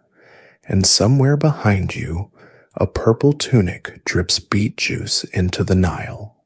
Back in the village, the sun begins its slow descent behind a curtain of tamarisk trees, casting long bronze shadows across the rooftops. You follow a narrow alleyway, scented faintly with cumin and laundry starch, until you reach a small open courtyard. A gathering is forming. Several elders sit cross-legged on woven mats, fanning themselves lazily, while a young woman adjusts a low table filled with garments. But these aren't just any tunics or sashes. Each item is folded meticulously, labeled with tags, and surrounded by notes. On one corner of the table rests a small pot of ink and a stylus shaped like a heron. You've stumbled upon the Linen Arbitration Council, a modest, semi-official assembly for resolving the most delicate textile-based disputes in the community. Yes, tonight's drama, laundry-related justice. An older woman steps forward, dramatically holding up a belt. This was mine, she begins, until someone wore it to the spring festival and returned it with dust in the folds. Gasps. Even the goats look offended. Across from her, a younger woman raises both hands. I borrowed it with permission. she insists, and returned it with care. She glares. The dust came from the festival itself. Should I have levitated? You take a seat. This is too good to miss. A scribe begins to take notes, carefully recording the belt's description. Woven raid fiber, dyed fringe, possibly scented with faded peppermint, he adds. Minor abrasions near the left loop, debris present. Source, contested. Laundry as legal tender has always had its complexities. Historians still debate whether disputes like these were common or rare, but evidence from ostraca, pottery shards used for everyday writing, suggests that garments often appeared in neighborhood complaints and court records. One infamous ostracon, found in Deir el Medina, records the return of a tunic with suspicious creasing and demands the borrower be publicly rebuked. Scholars are still unsure whether the punishment was literal or simply very awkward.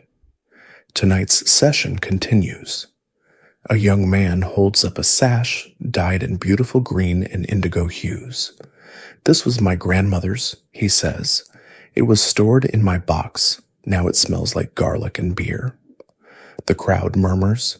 A woman behind you mutters, the beer part's worse. A neighbor speaks up. That sash was used as a curtain during my brother's wedding.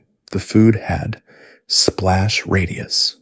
The scribe raises an eyebrow and scribbles, evidence of splash.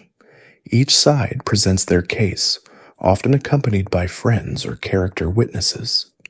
One man unrolls a garment to prove he stitched a new seam. Another brings in a scrap of matching fabric to prove it belonged to his uncle's collection. The laundry disputes range from the serious, stolen linens, damaged festival attire, to the hilariously petty. One older man accuses his neighbor of overfolding his sash while returning it. Too many creases, he says solemnly. It looked like it was judging me. Another woman is trying to prove that a tunic lent for a funeral was returned swapped for a slightly smaller, slightly scratchier copy. I know that neckline, she says. That's not my grief tunic. Eventually, the council mediates with a mixture of firm reason and exasperated humor. Some rulings include a public apology and 1 loaf of date bread for wrinkling a ceremonial head wrap, a temporary garment exchange while further aromatic cleansing is attempted, shared custody of a particularly coveted scarf, 1 week on, 1 week off. You ask if people take this seriously. Oh yes, someone says. Linen holds memory. You wrinkle the wrong thing, and people remember. And they do. One woman points to a sash hanging from a peg nearby. That used to belong to my aunt. Lent it to a visiting priestess. Came back smelling like incense and ego. Took years to get the scent out. She smiles, but only just. There's talk of creating a community laundry codex, rules for borrowing, washing, storing, and returning cloth. One young man proposes a token system, 1 bead for each item borrowed, another when returned. Like sacred laundry beads, he says. Everyone agrees this sounds incredibly official. Even in its informality, the Arbitration Council keeps social threads intact. It's not really about the belt or the tunic. It's about respect, memory, recognition. You realize, watching the community come together, that laundry isn't a chore here. It's a form of trust. To borrow someone's garment is to borrow their story, their sweat, their luck. Return it poorly, and it says something. But return it well, and you're golden. As the sky darkens, the crowd disperses, rulings tucked under arms and forgiven folds freshly smoothed. A woman stops you on your way out and presses a small pouch into your hand. Soap made from fennel and charcoal, she says. Good for oil stains, your old grudges. You nod, because here, those things aren't so different. The streets are quiet now, and the air has softened to a gentle breeze, carrying with it traces of warm clay, sweet tamarind, and a whisper of fresh laundry starch. You slip past the last of the homes, making your way through an arched gateway that leads to the outer fields. A flickering torchlight glows in the distance, and with it, a low, rhythmic hum. You're headed to one of Egypt's oldest nighttime rituals, the harvest wash. It's an ancient tradition, tucked quietly between agriculture and laundry. During high harvest season, especially in months when grain and flax were gathered under the stars to escape the brutal sun, the labor didn't end with the scythe. It ended with soap. You approach a clearing where a few dozen workers, men, women, children, move steadily between stacked baskets of harvested flax and bundled garments dirtied in the fields. They speak little, not out of silence, but serenity. The work is familiar, honest. Dusty sleeves and woven kilts are dunked into water hauled from irrigation canals, each swirl releasing the day's toil like a soft sigh. The garments here are plain, practical tunics and wraparounds made for work, not ceremony, but they're treated with the same reverence as a temple sash. A woman smooths a tunic against her thigh and murmurs something, part lullaby, part laundry spell. One man chuckles nearby. She sings to all her linen, claims it listens better than her son. You grin, the son crouched beside her grins too. The water here is mixed with crushed dates and powdered ash. The mixture fizzes slightly, bubbling over as it lifts oil and grit from the cloth. You dip your fingers in, warm, slightly sticky, not unpleasant. Someone hands you a worn cloth to try. You rinse it slowly, methodically, watching as the water turns a dusky gold. A young girl is in charge of rinsing. She wears a head wrap too large for her, and her arms are brown with clay. But her precision is unmatched. If I rinse twice, she explains, the tunic forgives me. If I forget, she shakes her head, thus it comes back itchy. Historians still argue whether these harvest washes were tied to seasonal ritual or just practical necessity. Some texts refer to the great rinsing during flood season, while others suggest offerings of laundry soap were left at shrines to ensure a smooth harvest. Either way, something sacred lingers here. You're handed a folded cloth, soft, worn, but deeply stained with grape juice. Festival tunic, the owner says. It danced too hard. You soak it in warm water, add a handful of fennel-scented soap ash, and begin the gentle press and swirl taught by every washer across Egypt.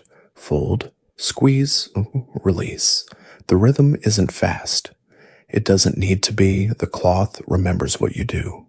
In one corner of the field, a man unrolls a laundry ledger on a reed mat. Each name, each garment, each stain meticulously recorded. He thinks he's running a temple. Someone jokes. But the man only nods solemnly. Dust respects a list, he says. If you don't name it, it never leaves. Someone starts a low song. A few others join. The tune is old, with no real words, just syllables and breath, rising and falling like the flicker of a lamp. It's sung when cloth is laid out to dry, when the job is done, but not forgotten. You help spread tunics over stone slabs and low reed racks, their hems fluttering like prayer flags. Others are twisted into soft ropes and hung from Y-shaped poles. Everything sways gently with the breeze. A boy nearby sneezes, laughs, then blames the dust. He's washing his own tunic. His first. He shows it to you proudly. It's stained, threadbare, and barely folded. But his smile says everything. You sit beside him. He offers a honeyed fig, which you accept, even though half your hands still smell like date soap and barley sweat. It's oddly perfect. Someone walks past carrying a bundle tied with a reed string. A ribbon dangles from it, marked with symbols, family initials, year, perhaps a wish. They'll bury that cloth, a woman says quietly, worn for 5 harvests, time to let it rest. There's a moment of silence, not solemn exactly, just full. A priest's apprentice appears carrying 2 white tunics. They're cleaner than anything else around. He wants them fresh for the moon rites. The apprentice says, yawning, says the gods notice thread counts. Someone snorts. Tell the gods to try scrubbing grape juice. The group laughs. The boy beside you tries to fold his tunic again. It's better this time. Not perfect, but proud. As the night draws deeper, the final garments are laid flat. Someone lights incense, not because it's required, but because it's kind. A little sweetness to send the fabric into tomorrow. You watch as the wash field quiets. Cloth flutters, torches dim, conversations fade into hums, into silence, into rest. The harvest is hard, but laundry is gentle. Morning mist clings to the river's edge like a silk veil, and you find yourself walking along the banks again, this time toward a sound less common in your linen-laced journey so far. Oars cutting through calm water, the creak of ropes, and the faint, cheerful chatter of servants. A boat appears around the bend, low and flat with elegant curves, carved wooden awnings, and a shimmering canopy of gold-threaded cloth that billows like a sail with too much pride. This is no fishing barge. This is the royal laundry boat. Yes, even the most exalted robes of Pharaoh need a wash, and they aren't trudged down to the village well for it. Ooh. No, they sail in luxury, bobbing gently along the Nile, aboard a vessel that doubles as a floating wardrobe and mobile wash station, because when you're divine, even your dirt deserves a scenic exit. You step aboard carefully, welcomed by a servant with arms stacked full of folded linen. Mind the corner tunics, she says. They bite. She's joking, you hope. The boat's deck is an organized chaos of woven baskets, clay tubs, perfumed oils, and scrolls clipped to pegs, each detailing the origin, fabric, usage, and spiritual cleanliness of the robes inside. A young scribe sits cross-legged in the stern, carefully logging every fold and stain like a papyrus poet of perspiration. You notice a line in his scroll. Tunic, sunrise dye, worn at lotus banquet, minor wine mark, possibly celebratory. Possibly, the boat is crewed by a half-dozen launderers and attendants, each with a specialty. One only washes collars, another folds formal sashes, a third, you're told, once saved a royal cloak from collapse after it nearly fell overboard during a particularly spirited moon festival. Pharaoh laughed, she says proudly. Tunic didn't. The process here is as methodical as it is luxurious. Garments are first sorted into ceremonial, diplomatic, and everyday divine categories. Each goes through its own ritual, rinsing with rosewater, brushing with fine reeds, drying on silk-strung lattices. There are fans, literal fans, dedicated to keeping the garments from wrinkling during drying. One fan-bearer has been flapping for 3 hours straight. Good for the arms, she mutters. Bad for the soul. Nearby, a servant plucks threads from a tunic, using tiny copper tongs. You ask why, too symmetrical? She whispers. It looks manufactured. The gods prefer personality. Historians still argue whether the royal laundry boat was a symbolic display or a practical necessity. Some suggest it accompanied the court on seasonal journeys, offering fresh attire for ceremonies on the go. Others think it was simply a floating storage closet with delusions of grandeur. Either way, it exists, and it's glorious. You watch as two attendants lower a bundle of wet linen into the river from a small platform near the bow. The current tugs at it gently before they retrieve it and hang it from a gold-framed lattice, where it drips like royalty in repose. A girl stirs a pot of warm water, infused with crushed pomegranate peel and cedar oil. For the banquet sleeves, she explains, they collect scents like secrets. Another nods sagely. You must wash off the god's attention before dinner. Too much holiness makes food taste like chalk. You're handed a tunic, white, finely woven, embroidered with lapis thread. A tag dangles from its hem. For greeting Nubian envoy, smile lines permitted, no pit stains. You raise an eyebrow. The standards are specific. A tiny bell chimes. It's folding time. Everyone snaps into action. Cloth is laid across gold-rimmed boards, smoothed with river stones polished to a shine. Edges are aligned using measuring cords, corners folded thrice, never twice, and seams checked for residual sand. The final touch, a tap of scented oil on the collar. Says, I woke up sacred. Someone grins. One woman folds a cloak with such reverence, you're sure it must belong to the gods themselves. She finishes with a flourish, then gently lays it atop a velvet-covered basket. Pharaoh doesn't wear it often, she says, but when he does, even the moon applauds. As the day warms, the boat docks near a small islet to dry its full bounty in the sun. Dozens of linen pieces flutter across ropes strung between palm trunks, like divine laundry flags declaring, we are clean, we are important, we are creased with dignity. You sit on the edge of the boat, feet dangling above the water. A servant offers you a drink of tamarind and mint. You fold? She asks. You nod. She hands you a towel and points to a low stool. Royal bath wrap. Don't mess it up. You try. It's not perfect. The corner sags like a sad wing. She clicks her tongue, refolds it in 2 swift motions, and says kindly, that's why we train for 7 years. Fares. By late afternoon, the laundry has dried, folded, scented, recorded, and boxed. The scrolls are sealed. The boat begins its return voyage upriver, gliding quietly past reeds and curious storks.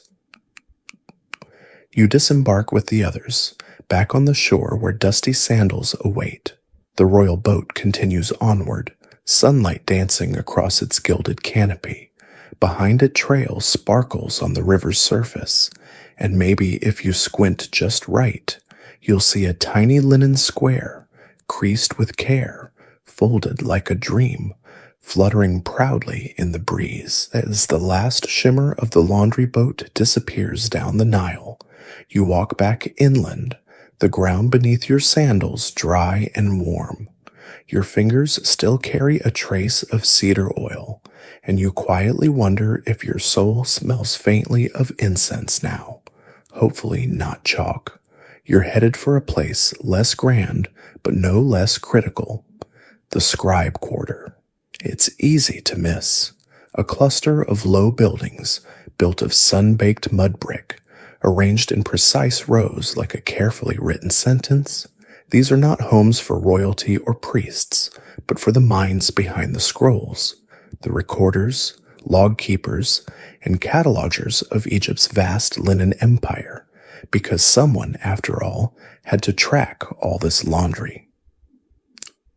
You step through a narrow doorway and into a low-lit chamber where the air smells of ink, reeds, and dusty scrolls that haven't been opened since the last pharaoh sneezed. A young man with ink-stained fingertips waves you in. Quiet, he whispers. We're mid-inventory. A scribe sits hunched over a papyrus scroll the length of a doorway, painstakingly writing. One kilt, dye unknown, stiff from natron, folded thrice, stored improperly. His colleague reads off from a pile of cloth, sash, frayed edge, folded in grief. You raise an eyebrow? Grief? They shrug. Our poetry is accurate. The room hums with focus. Several scribes work at once, compiling not just lists, but stories, because every garment, however humble, arrives with context. Was it worn to a funeral or a festival? Who washed it? Was it returned on time? Was there a mysterious cheese smell no one could identify? It all goes into the record. One scribe shows you his garment lexicon, a catalog of every known textile term he's encountered in temple records. There are 32 types of tunics, 12 kinds of belts, and a section simply labeled items of uncertain purpose. Historians still argue whether these records were strictly administrative or held deeper ritual significance. Some believe scribes infused their work with spiritual intent, that by naming the linen, they preserved part of its essence. Others think they were just trying to keep the temple laundry room from descending into chaos. Both feel true. In one corner of the room, a pile of rejects grows higher, a sort of laundry purgatory. These are items missing names, origins, or official seals. They show up, a scribe says, with no scroll, no markings, no owner. It's like they've lost their identity. You ask what happens to them. Sometimes we burn them, he says. Sometimes we use them as practice folds. Once someone made a hat. You spot a scroll half written in red ink. Ah, he says, urgent laundry. Red ink was traditionally used for headings and special emphasis, but here it marks linen due for rush folding, usually because a festival started a day early or a high priest accidentally bathed in beer again. One scroll reads like a novella. Tunics for summer rites. 5 delivered, 6th delayed due to goat interference. Sash returned from field, improperly knotted, smelled of regret, suggest exorcism. You stifle a laugh. The scribe beams. That one's my best work. In another chamber, a senior scribe carefully logs scent ingredients used in recent washes. Lotus, cinnamon, cedar, occasionally olive brine. Each entry is paired with the cloth type and the wearer's rank. Some combinations, he whispers, are too powerful to mix. Once we had a linen that smelled so nice, the guards refused to give it back. He shows you a tiny fragment of cloth pressed into a scroll. Proof, he says. Just a whiff, and the gods know you tried. The scribes also maintain the fold ledger, a dense volume showing diagrams of approved fold styles, their meanings, and the appropriate occasions. One shows a pleated sash folded into a lotus bloom, used exclusively at sunrise rituals. Another, a spiraled hem meant for mourning ceremonies. Apparently, folding was not just functional, it was symbolic choreography. You ask if any folds are illegal. A hush falls over the room. One scribe leans close. There is the spiral fold of Sechem. You blink. Sounds ominous. It's too elaborate. Once folded, it cannot be unfolded without tearing. He lowers his voice. It was banned after the First Dynasty ironing incident. You don't ask further. By midday, the scribes finish their lists, seal their scrolls with wax and string, and carry them to a back chamber lined with pigeonholes carved into the wall. Each scroll slides into its resting place, surrounded by linen swatches or reed tags, a complete archive, not of people, but of fabric. As they leave, one scribe stops to fold a small head wrap. He creases it neatly, draws a tiny bird in the margin of his scroll, and whispers, "Fly soft." You ask what that means. "Nothing," he says, "or everything. Depends who wore it." And you realize Here, among ink pots and laundry logs, cloth is memory. Every fold, every stain, every whispered note about a crease too stubborn or a scent too strong.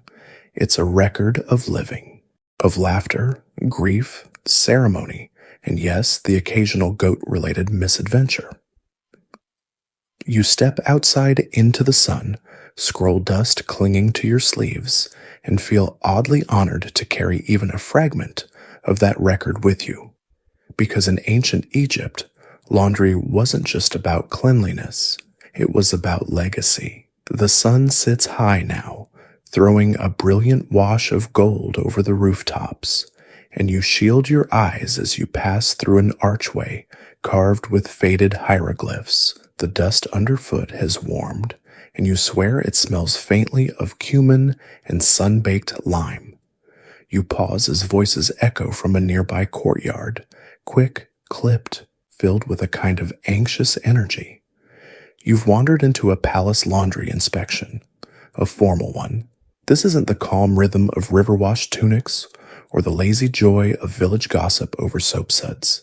This is a checklist-driven, parchment-carrying, eyebrow-raising affair. Linen audits in the royal court. Yes, they happened, and you're here just in time. Inside, long tables are stacked high with folded robes and cloaks, carefully spaced like sacred relics. Each item bears a tag, some reed-pressed, some inked onto tiny bits of cloth. A priestess with impressively stern cheekbones holds a scroll and points sharply at a servant. This sash, she says, was to be hemmed in cedar thread, not palm. The servant gulps. It looked like cedar in the dark. Did it smell like cedar? He blinks. Yes? She isn't impressed. Palace laundry inspections were routine affairs, sometimes monthly, sometimes after major festivals or diplomatic visits. The point wasn't just cleanliness. It was order, matching ceremonial garments to the right priest, ensuring dye integrity, verifying sacred oils were used correctly, and, above all, confirming that nothing, absolutely nothing, had gone missing. You edge closer to one table, where a younger inspector marks down cloth condition. Thread count intact, no weevil holes, minor fray, ceremonial forgiveness required. He shows you the template scroll, an official checklist with categories like fold alignment, fragrance suitability, sacred stain presence, a whisper passes between two attendants, remember the New Year's mishap? One says, the other nods gravely. Red dye bled into the grain robes, looked like Osiris had a nosebleed. You're ushered aside by a scribe who offers you a peek at the missing items ledger. It's surprisingly thick. Garments vanish often, some misplaced, others borrowed and never returned. But once they say, an entire basket of priestly sashes disappeared overnight. An inside job, the scribe mutters. Did they find them? You ask. He leans in. 6 weeks later, being used as curtains in a noble's summer home. He pauses. They had been tied into bows. The scandal still echoes through the margins. Historians still argue whether palace laundry inspections were as rigidly enforced as temple rituals, or if some had more theatrical flair than actual discipline. But the scrolls, many preserved in storerooms near temple archives, don't lie. There were logs, evaluations, even performance notes on individual folders. You overhear one such comment, folded with enthusiasm, but not accuracy, recommend retraining, and reduced soap access. The garments themselves are often symbols of authority. Leopard-patterned wraps for high priests, pleated white linen for scribes, dyed shoulder cloaks for palace guards. Each carries its own rules. Touching the wrong garment without permission, a major offense, folding it inside out, grounds for removal from the roster, and possibly public embarrassment, involving laundry-themed poetry. One inspector lifts a robe gently with 2 fingers and sniffs, last worn during Festival of Bastet. She inhales again. Smells like roasted fig and shame. She adds a note. Another stands beside a laundry basket of rejected garments. These were improperly perfumed, she says, and likely cursed. You're not entirely sure if she's joking. A group of servants huddles over a silk-threaded tunic bearing a golden tag, royal property. Someone whispers, last worn by the prince. There's a tear under the sleeve, barely visible. Someone is dispatched to find the palace tailor, and fast. The pressure is immense. But so is the pride. One attendant, a woman perhaps no older than 20, steps forward and presents a folded head wrap. It is pristine. The hem is iron flat from smooth stone pressing. The scent, subtle and pure. The inspector nods. That, she says, is how we present a blessing. The young woman smiles, just a flicker, but you can tell. This moment will be folded into her memory for a lifetime. The scroll work continues item by item. The laundry is evaluated, logged, approved, or flagged. Some pieces are moved to rewash and repent. Others are returned to their carved wood cabinets. One is deemed too holy to store and will instead be offered as tribute at the next lunar rite. You help a young boy carry a stack of folded sashes to the outer chamber, each tagged with a papyrus ribbon. Don't drop them, he says. The priest of Horus says each sash holds a sliver of sunrise. You nod. Careful now. You pass a scroll stand where the inspection summary is being drafted in real time. Laundry log inspection, 7 total items reviewed, 126 items approved, 119 items flagged, 6 items missing, 1 item's cursed, unclear. The work wraps just before the evening bells. Inspectors seal the scrolls with wax, imprinting the sacred symbol for purity, and hand them off to the archivist. Servants begin repacking the garments, layer by layer, with soft reeds and folded linen dividers. Before you leave, one older inspector pats your arm. Laundry, she says, is about truth. You can fold a lie, but it'll always wrinkle. And with that, she turns back to her scroll, ink flowing like the Nile across her lines. Dusk settles in like a warm blanket, tucking the rooftops and reeds under layers of golden shadow. So, you trail behind a group of women walking quietly through the village edge, each carrying small bundles of linen wrapped in fragrant reeds. They speak softly, their words blending with the hum of cicadas and the low cooing of pigeons returning to roost. You're following them to one of the more curious chapters in Egypt's long laundry saga, the night blessing of the linens. This isn't a mass ritual, nor a state-mandated event. It's quieter than that, almost secret. A blend of belief, habit, and maternal instinct passed down like a recipe no one writes down, but everyone just knows. The group gathers at a low altar outside the home of an elderly healer. She welcomes each of them with a nod and a cup of warm date tea. In the center of the courtyard sits a small fire, gently smoldering with embers of acacia wood and a bundle of dried mint. The air is rich, heavy with the scent of ancient comfort. Each woman lays her bundle beside the fire, unwrapping the cloth with care. Some items are children's tunics, others are worn sashes or old shawls long retired from ceremonial use. A few pieces are newly woven, crisp, clean, and ready for their first wear. You ask someone why the cloths are brought here. Linen holds memory, she says simply. We ask the night to protect it. They begin humming a low, tuneless melody. a kind of cradle song, not for people, but for the fabric itself.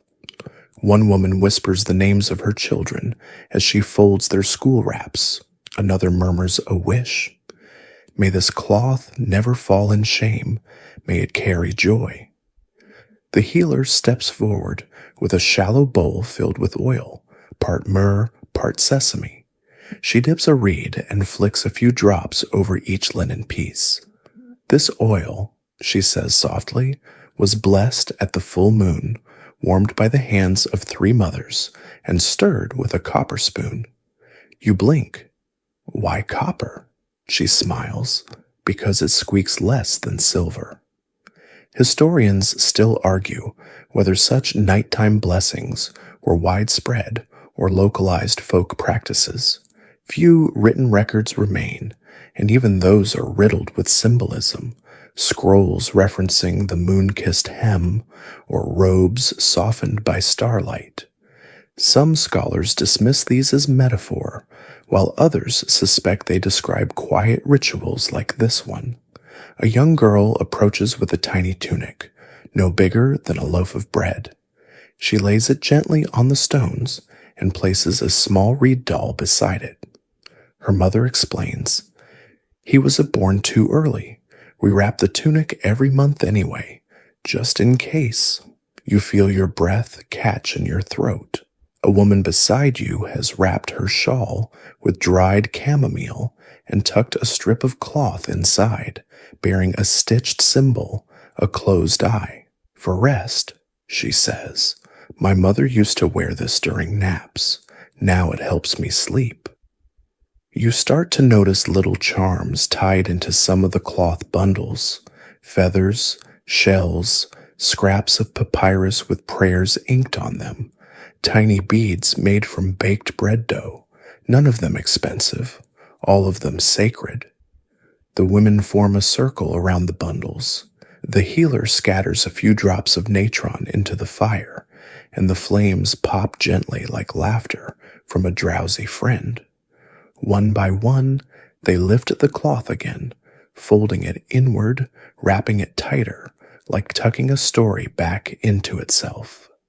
Each fold is deliberate, sharp corners softened with a brush of the thumb, edges aligned with the kind of patience you'd normally reserve for sleeping infants or delicate promises. A woman nearby folds a temple robe with practiced hands. Worn by my sister, she murmurs. She was a singer. Her voice still lingers in the hem. The idea that cloth holds memory doesn't feel abstract anymore. It feels warm, familiar, true. You join in, handed a simple sash to fold. It smells of sandalwood and sun. As you crease the fabric, you feel suddenly and strangely that you're contributing to something much larger than laundry, a ritual of care, a moment outside of time. The healer finishes the circle by sprinkling petals from a blue lotus around the bundles. We leave them out till morning, she says. Let the night spirits wander through the folds, soften the creases, carry away the ache. You glance at the sky. Stars blink overhead, patient and watchful. Somewhere in the darkness, an ibis croaks as if giving its formal blessing. The women gather their things slowly. Some kiss the fabric before wrapping it back up. Others tie a reed around the bundle and whisper, "Sleep well." One woman turns to you, eyes crinkled with a smile. "We bless the cloth," she says, "so it will bless us back." And as you walk back toward the village, arms warmed by a borrowed shawl that smells faintly of mint, you think perhaps that's all laundry has ever been. A gentle, repetitive magic, the folding of life into something tidy, something whole, something ready for morning. The sky is beginning to tint blue-gray, that soft hue that whispers of dawn still hours away. You find yourself drifting back toward the heart of the village, where the last embers of cooking fires flicker and the rhythmic squeak of a door hinge keeps time with the occasional rustle of papyrus curtains. You duck under one such curtain and step into a small chamber lined with jars, shelves of folded linen, and, most notably, a large central basin that glows faintly in the lamplight. A woman sits cross-legged beside it, sharpening a bone tool and humming a quiet tune. She glances up as you enter. "Welcome," she says, "to the clinic. Not for people, for clothes. This is the linen repair mistress, the last stop before retirement or resurrection for garments that have torn, frayed, faded, or otherwise betrayed their duties. If you're lucky, she'll patch your hem. If not, she'll turn your sash into a napkin, a very well-respected napkin. You look around. Spools of thread in varying shades of brown and beige are arranged neatly by age. Yes, age.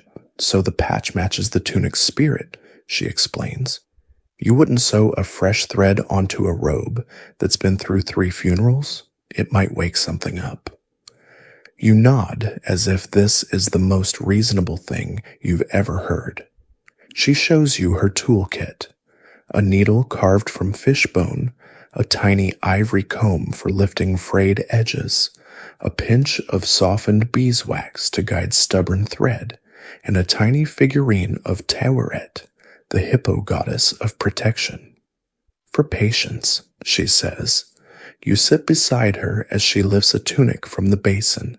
It's torn at the shoulder, with a faint wine stain near the collar. He says it's from a celebration, she mutters, threading her needle. I say he fell asleep in the brewery. The repair begins. She doesn't rush. Each stitch is placed like a word in a sacred spell. Some seams she reinforces, others she lets be. Garments should remember, she explains, but not too much.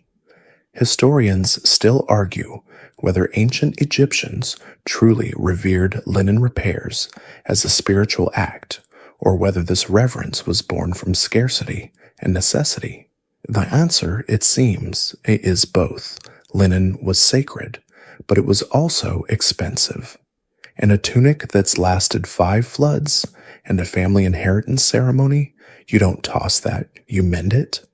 She tells you stories as she works about a priest's robe so sacred no one would touch it with bare hands, about a head wrap accidentally stitched to a goat's harness, about a noble's sash that unraveled mid-ceremony and was hastily rebraided with grapevine, sparking a brief but fashionable trend. One scroll in her possession, laid carefully on the shelf beside a spool of red thread, reads, Robe of a Sorkin, mended 5 times, final tear sealed with Wesson prayer, garment to be buried, not worn. You ask how she decides when a garment's life has ended. She points to the wall where several small linen fragments hang, too small to fix, too beloved to discard. If the cloth speaks only of endings, she says, then I listen. A young boy brings in a kilt with a large hole in the side. Fishing accident, he says. She eyes him. How many fish does it take to tear linen? He shrugs. At least 3. She sighs and begins threading a needle. Next time, wear a fishnet, she mutters, then glances at you and winks. She invites you to try a simple patch, just a corner fold over a worn hem. Your hands are clumsy. The thread loops awkwardly, but she hums approvingly. Not bad. The seam will hold through 3 walks and 1 argument. You laugh. She doesn't. Outside, a rooster calls, early, confused. The air in the room is thick with warm wax, soot, and a hint of dried thyme. She moves to the next garment, a wedding sash torn in the middle. Her hands pause. This one, she says, needs whispering. You aren't sure what that means. But she holds it close to her mouth, mutters something soft, then begins her work. The fabric is afraid, she explains. It remembers being yanked We must soothe it before we mend. You pretend this doesn't make complete sense, but deep down you understand. Cloth, like people, carries tension in its seams. As she works, another helper sorts through her second chances pile, garments repurposed into smaller items. Headbands, wrapping cloths, ritual napkins, even a very stylish doll's robe that frankly you'd wear if it came in your size. Repairs are logged not in scrolls, but in memory. I remember who wore this, she says, and why it tore, and how it came back to me. All laundry returns eventually. One final task before she rests. She folds each finished garment slowly, smoothing it flat, then sprinkles a pinch of crushed dried sage into the fold. To hide the scar, she says, not erase it, just let it rest. You leave with a small linen patch in your hand, a gift, she says, for your pocket's memory. It's uneven, stitched with 3 colors, and smells faintly of honey and fire. You'll carry it anyway, because in Egypt, even laundry wounds deserve a little ceremony. The sky turns silver before it lightens, and the faintest chill brushes your shoulders as you step out into the quiet streets. You've spent the night walking among tunics and temple robes, but now you're headed somewhere far less sacred and far more aromatic, the market. Even before the sun crests the horizon, the scent of vinegar, dye vats, roasted garlic, and crushed pomegranate hangs in the air like a busy tapestry. The marketplace isn't open yet, but the dyers and sellers have already started their day. You follow the sound of splashing water and sharp clanks to the back corner of the square, where ancient Egypt's most competitive laundry scene unfolds each morning. The laundry dye stall row. Here, color is currency. Linen isn't just washed, it's transformed. Tunics go in beige and come out a dozen shades of festive. Every stall has its specialty: saffron yellow robes, crimson sashes, turquoise wraps dyed with indigo and copper dust. The air crackles with pigment, and the stakes are higher than you'd expect. A man waves you over, his hands elbow deep in a bubbling cauldron of violet liquid. Wedding tunics, he says. She wanted them to match the sunset. He shrugs. We're aiming for optimistic plum. You nod as though this makes perfect sense. Each dye maker guards their recipes like state secrets. You see a woman carefully measuring saffron and citrus peel, whispering numbers under her breath like a prayer. Another adds fermented beet pulp to a cauldron with the intensity of someone diffusing a bomb. And they're not just artists, they're chemists. You learn that many dyes require specific temperatures, timing, and precise linen folds to avoid streaks. Fold it wrong, a dyer warns, and it looks like your tunic had a nervous breakdown. A favorite stall features mood-activated dye. The seller grins as he hands you a piece of cloth, turns blue in moonlight, or when gossiped about. You raise an eyebrow. That's what I tell customers, he adds. Historians still argue over how consistent these colors were and how long they lasted. Some scholars suggest the dyes faded quickly. Others believe layering techniques and fixatives like alum or natron helped the hues survive. Archaeological finds show traces of deep blues and bright reds, surprisingly vivid for cloth buried for thousands of years. You witness the use of mordants, salts and minerals that help fix color to fabric. One dyer is dusting his cloth with crushed iron before dunking it into a blackberry-colored broth. Iron makes it broody, he says, good for morning sashes or dramatic poets. A girl nearby dips a scarf into onion skin dye, then folds it in a tight spiral. For the swirly effect, she explains, also because it looks like cake. You try your hand at a simple turmeric bath. The color blooms fast, too fast, and the fabric takes on a vibrant orange hue. The stallmaster stares. Festive, he says carefully, might be a bit much for funerals. Others have moved into scent-infused dyes, rose petal steep, vinegar fig reduction, date paste rinse.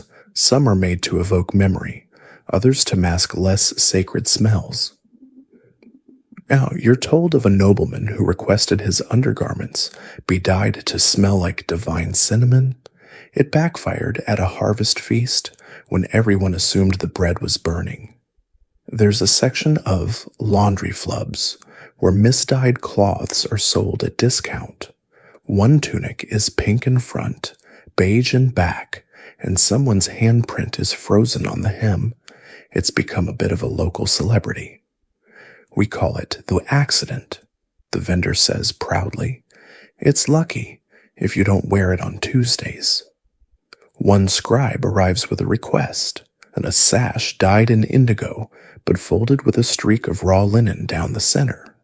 To represent balance, he says. Also, I spilled ink on the last one, and I need a distraction. You notice certain dyes are seasonal. Pomegranate yields deep color in autumn.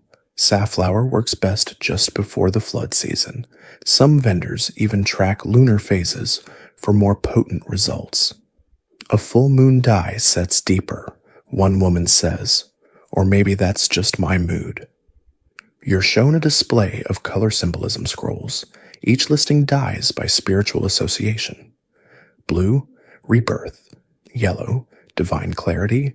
Green, joy in the afterlife. Red, chaos or passion. White, purity unless stained. These aren't just preferences, they're social signals. Wearing the wrong color to the wrong ceremony could raise eyebrows, or worse, earn you a politely worded note from a priest.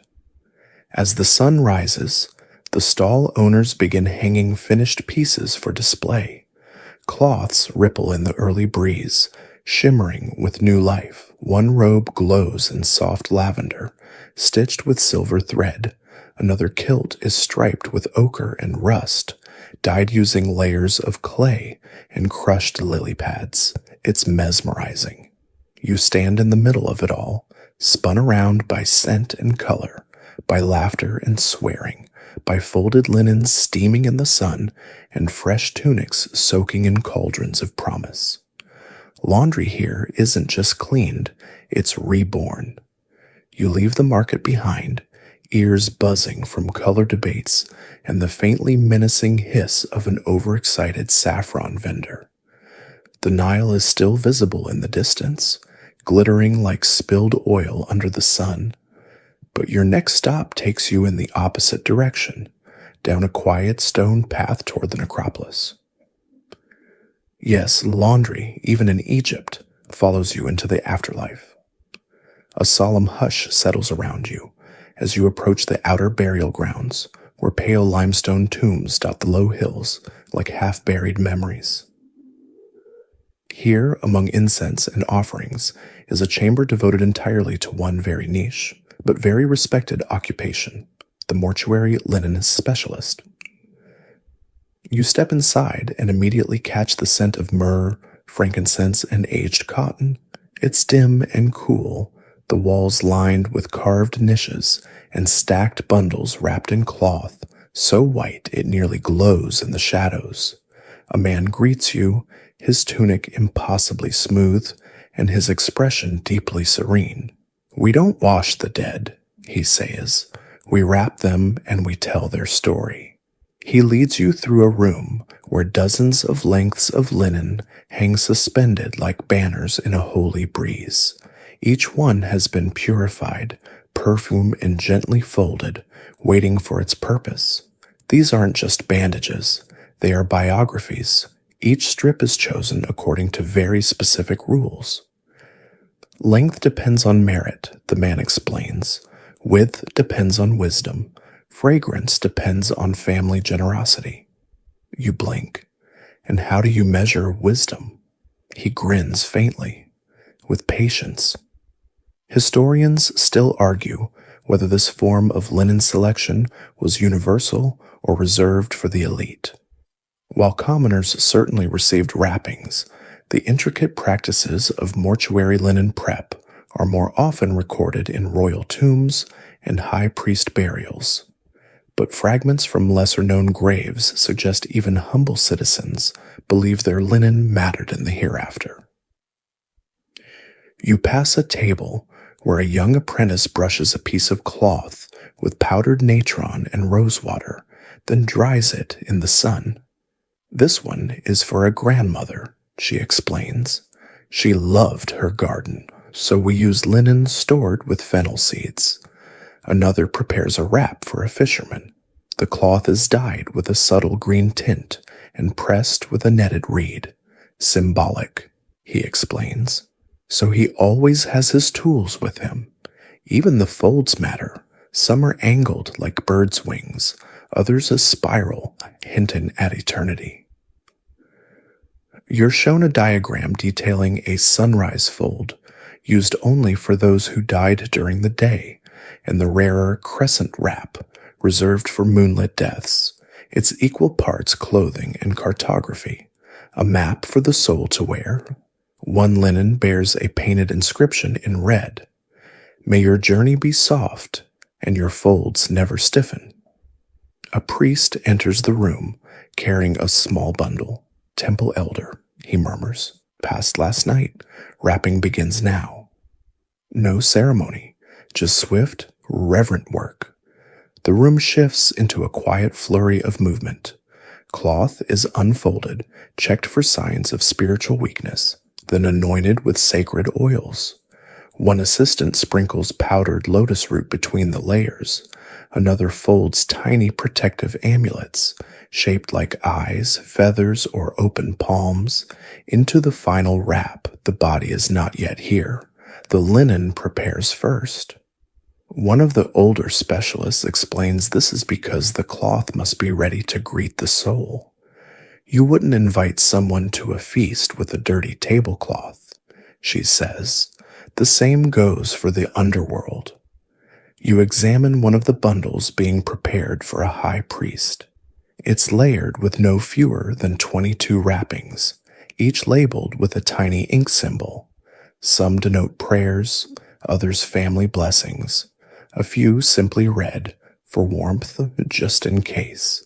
You ask if they believe the dead feel the linen. They look at you for a moment, then one says softly, "No, but the gods do." At the back of the chamber, there's a retirement rack, shelves of linen too old or too flawed for wrapping. These pieces are still honored. Some are burned during full moon ceremonies. Others are repurposed into amulet pouches or dream scroll ties. A few are buried alone, folded with tiny clay figurines. They are, the specialist says, cloths without people, but still deserving. You help fold a piece destined for a merchant. The man once sold papyrus scrolls and honeyed dates. His linen smells like beeswax and crushed thyme. The folds are wide, friendly, forgiving. You smooth it flat, press the corners, and tie the final knot. The cloth holds no voice, but somehow it thanks you. Outside, the sun glints off a nearby tombstone, and a breeze stirs the air. It carries the soft scent of rosewater, dust, and perhaps a memory, because in Egypt, laundry doesn't stop at death, it simply changes form. The sun now glides low on the horizon, draping the village in a golden hush. You wander back toward the riverbanks, drawn by the rhythmic slap of cloth against stone. Only this time, it's not a laborer's cadence you hear. It's children. At the far edge of the water, just beyond a lazy patch of reeds, a group of kids are having what can only be described as a laundry tournament. A spirited, highly questionable competition to determine who can clean, fold, or decorate their cloth the fastest, fanciest, or weirdest. You take a seat on a rock nearby, and someone hands you a reed whistle and a strip of linen. You're a judge now. they announce solemnly. Fair enough. Just the first event, the Great Tunic Dunk. Two boys hold opposite ends of a dusty, festival-worn tunic, dunking it into the water, while simultaneously trying to avoid a cat that has chosen their washstone for her afternoon nap. Their faces scrunch. The cat does not move. The tunic soaks unevenly. Everyone cheers. Next comes precision folding. This involves one girl attempting to pleat a sash while blindfolded, while another tries to fold hers perfectly while balancing a reed basket on her head. The results are chaotic, asymmetrical, and thoroughly praised. A boy claims to have invented a ceremonial wrinkle, folding the cloth into deliberate zigzags to reflect chaos and joy. You raise an eyebrow. He nods sagely.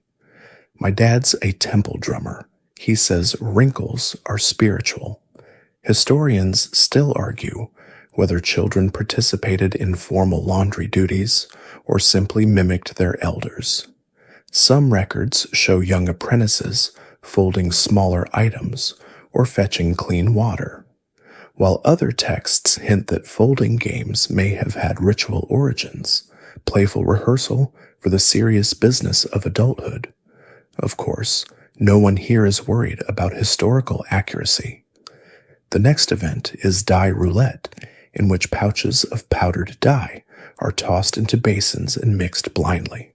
The results are startling. One scarf turns a vibrant shade of, we'll call it, optimistic sludge. The owner loves it. Perfect for funerals and fruit festivals, she says confidently. Nearby, a girl tries her hand at laundry charms, tying small objects into the corners of a damp cloth, a bead, a pebble, a crushed fig leaf. This is for protection, she says. This one for good dreams. This one for keeping goats out of your sandals. You wonder aloud if that last one works. She leans in. Don't test it without backup figs. A group of slightly older kids are embroiled in a heated debate about linen naming rights. Each believes their tunic has earned a title. One has dubbed his sleeves of destiny. Another presents a patchy robe she calls the whispered fold.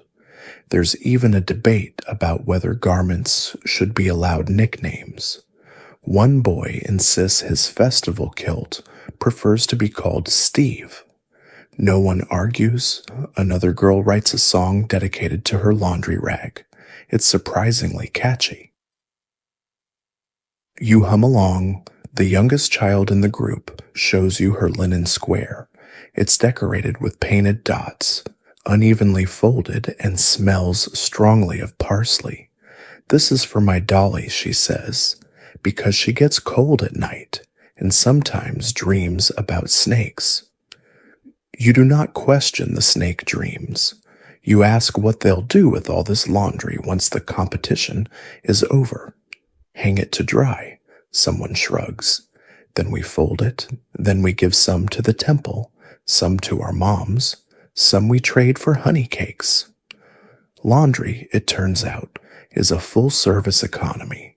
A boy proudly shows you his laundry license, a piece of bark with a drawing of him folding a tunic. He claims it was issued by his grandmother after he correctly folded 3 sashes without making one wrinkle of shame. At some point, a breeze picks up and half the drying cloths take flight. The children scream with joy and chase them through the reeds like linen butterflies. You laugh so hard your stomach aches. They eventually corral the rogue tunics and hang them again, this time with rocks at the corners. One child solemnly declares the rocks now spiritual anchors. Everyone nods. As the light fades, the tournament concludes with best linen tale. Each child tells a story about their cloth, how it once belonged to a crocodile king, or was used to wrap the wind, or carried a secret message to a moon priestess disguised as a goose. You clap for every story. You mean it, And as they fold their cloths, collecting prizes of leftover pomegranate seeds and fig stems, they invite you to join their final ritual. Each child places their cloth on a flat rock, folds it 3 times, then touches it gently. Sleep well, they say. You do the same. And just like that, you understand something that's been quietly humming through this whole journey. Laundry isn't just a task, it's a conversation with memory, with the past, with ourselves, a rhythm of rinse and fold, of wrinkle and rest, of forgetting and remembering again and again. As the kids scatter, one girl waves goodbye with her festival scarf of justice flapping behind her like a banner. You laugh, you're going to remember that scarf. Night begins its slow descent once more, draping the landscape in deep hues of violet and bronze. The village quiets. Chimney smoke curls into the sky like faint brushstrokes, and the Nile settles into a glassy hush. You feel the weight of the day, not as exhaustion, but like a soft cloak gently laid across your shoulders. And so, to end this long, winding journey through ancient Egypt's laundry lore, you're headed to one last place, a humble storeroom tucked beneath a scribe's house, small, unassuming, but filled with stories. You duck through the doorway and enter a room dimly lit by a single oil lamp. Rows upon rows of linen bundles are stacked carefully on reed shelves. Some are wrapped in soft cloth, others tied with thin rope, a few marked with faded ink symbols. This is the linen archive, a space not for wearing or washing, but for remembering. The scribe who tends it sits quietly in the corner, cataloging by candlelight. He waves you in without looking up, careful where you step. Some of these folds are older than my bones. You tiptoe around the narrow aisles. Each shelf is organized not by fabric or color, but by history. One section contains festival garb, once worn in temple dances. Another holds wedding sashes from couples long since returned to the sand. One delicate shelf is filled entirely with children's tunics, tiny, soft, stained with joy. Yos. You pick one up gently. It's no bigger than your forearm, embroidered with a clumsy but earnest zigzag pattern. That one belonged to a boy who tried to dye everything blue, the scribe says, including the goat. You set it back with reverence. He shows you a larger bundle. It's wrapped in ceremonial red, tied with golden thread. Funeral cloth, he explains, unused. The family moved, left it behind, still waiting to be needed. Historians still argue whether archives like these were personal, professional, or devotional. Most agree they existed. Temples and noble homes both held textile records.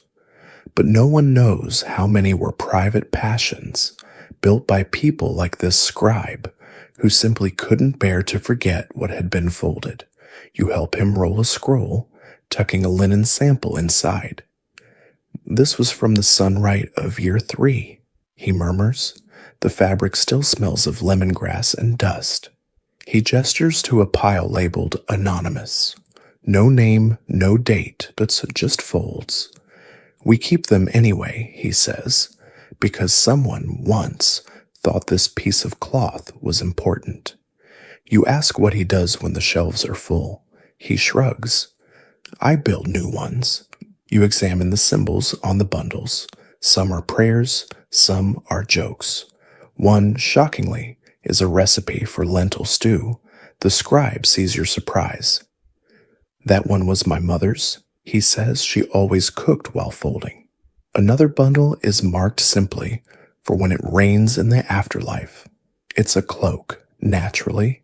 Outside, a soft drizzle begins to fall, the first in weeks. You listen as it patters gently on the clay tiles, a lullaby composed by the gods. The scribe smiles. Perfect night for folding. He gives you one last bundle to wrap. It's an old sash, fraying at the edges but clean, warm from storage. You fold it slowly, mindfully, smoothing the creases as you go. Your hands know the rhythm now. You crease and tuck and breathe. You fold like someone who remembers, the scribe says. You nod, you do. Because in Egypt, laundry isn't just fabric and water. It's memory stitched into motion. It's repetition as reverence. It's everyday immortality. As the lamp flickers low, he reaches for one final scroll, a plain one with your name now written at the top. Everyone gets an entry, he says, even the visitors. You smile, and you let him write. And now, with the night fully upon us, the Nile flows soft and steady, a ribbon of quiet thought winding through a dreaming land. You sit once more by its edge, the stars stretching overhead in slow, lazy glimmers.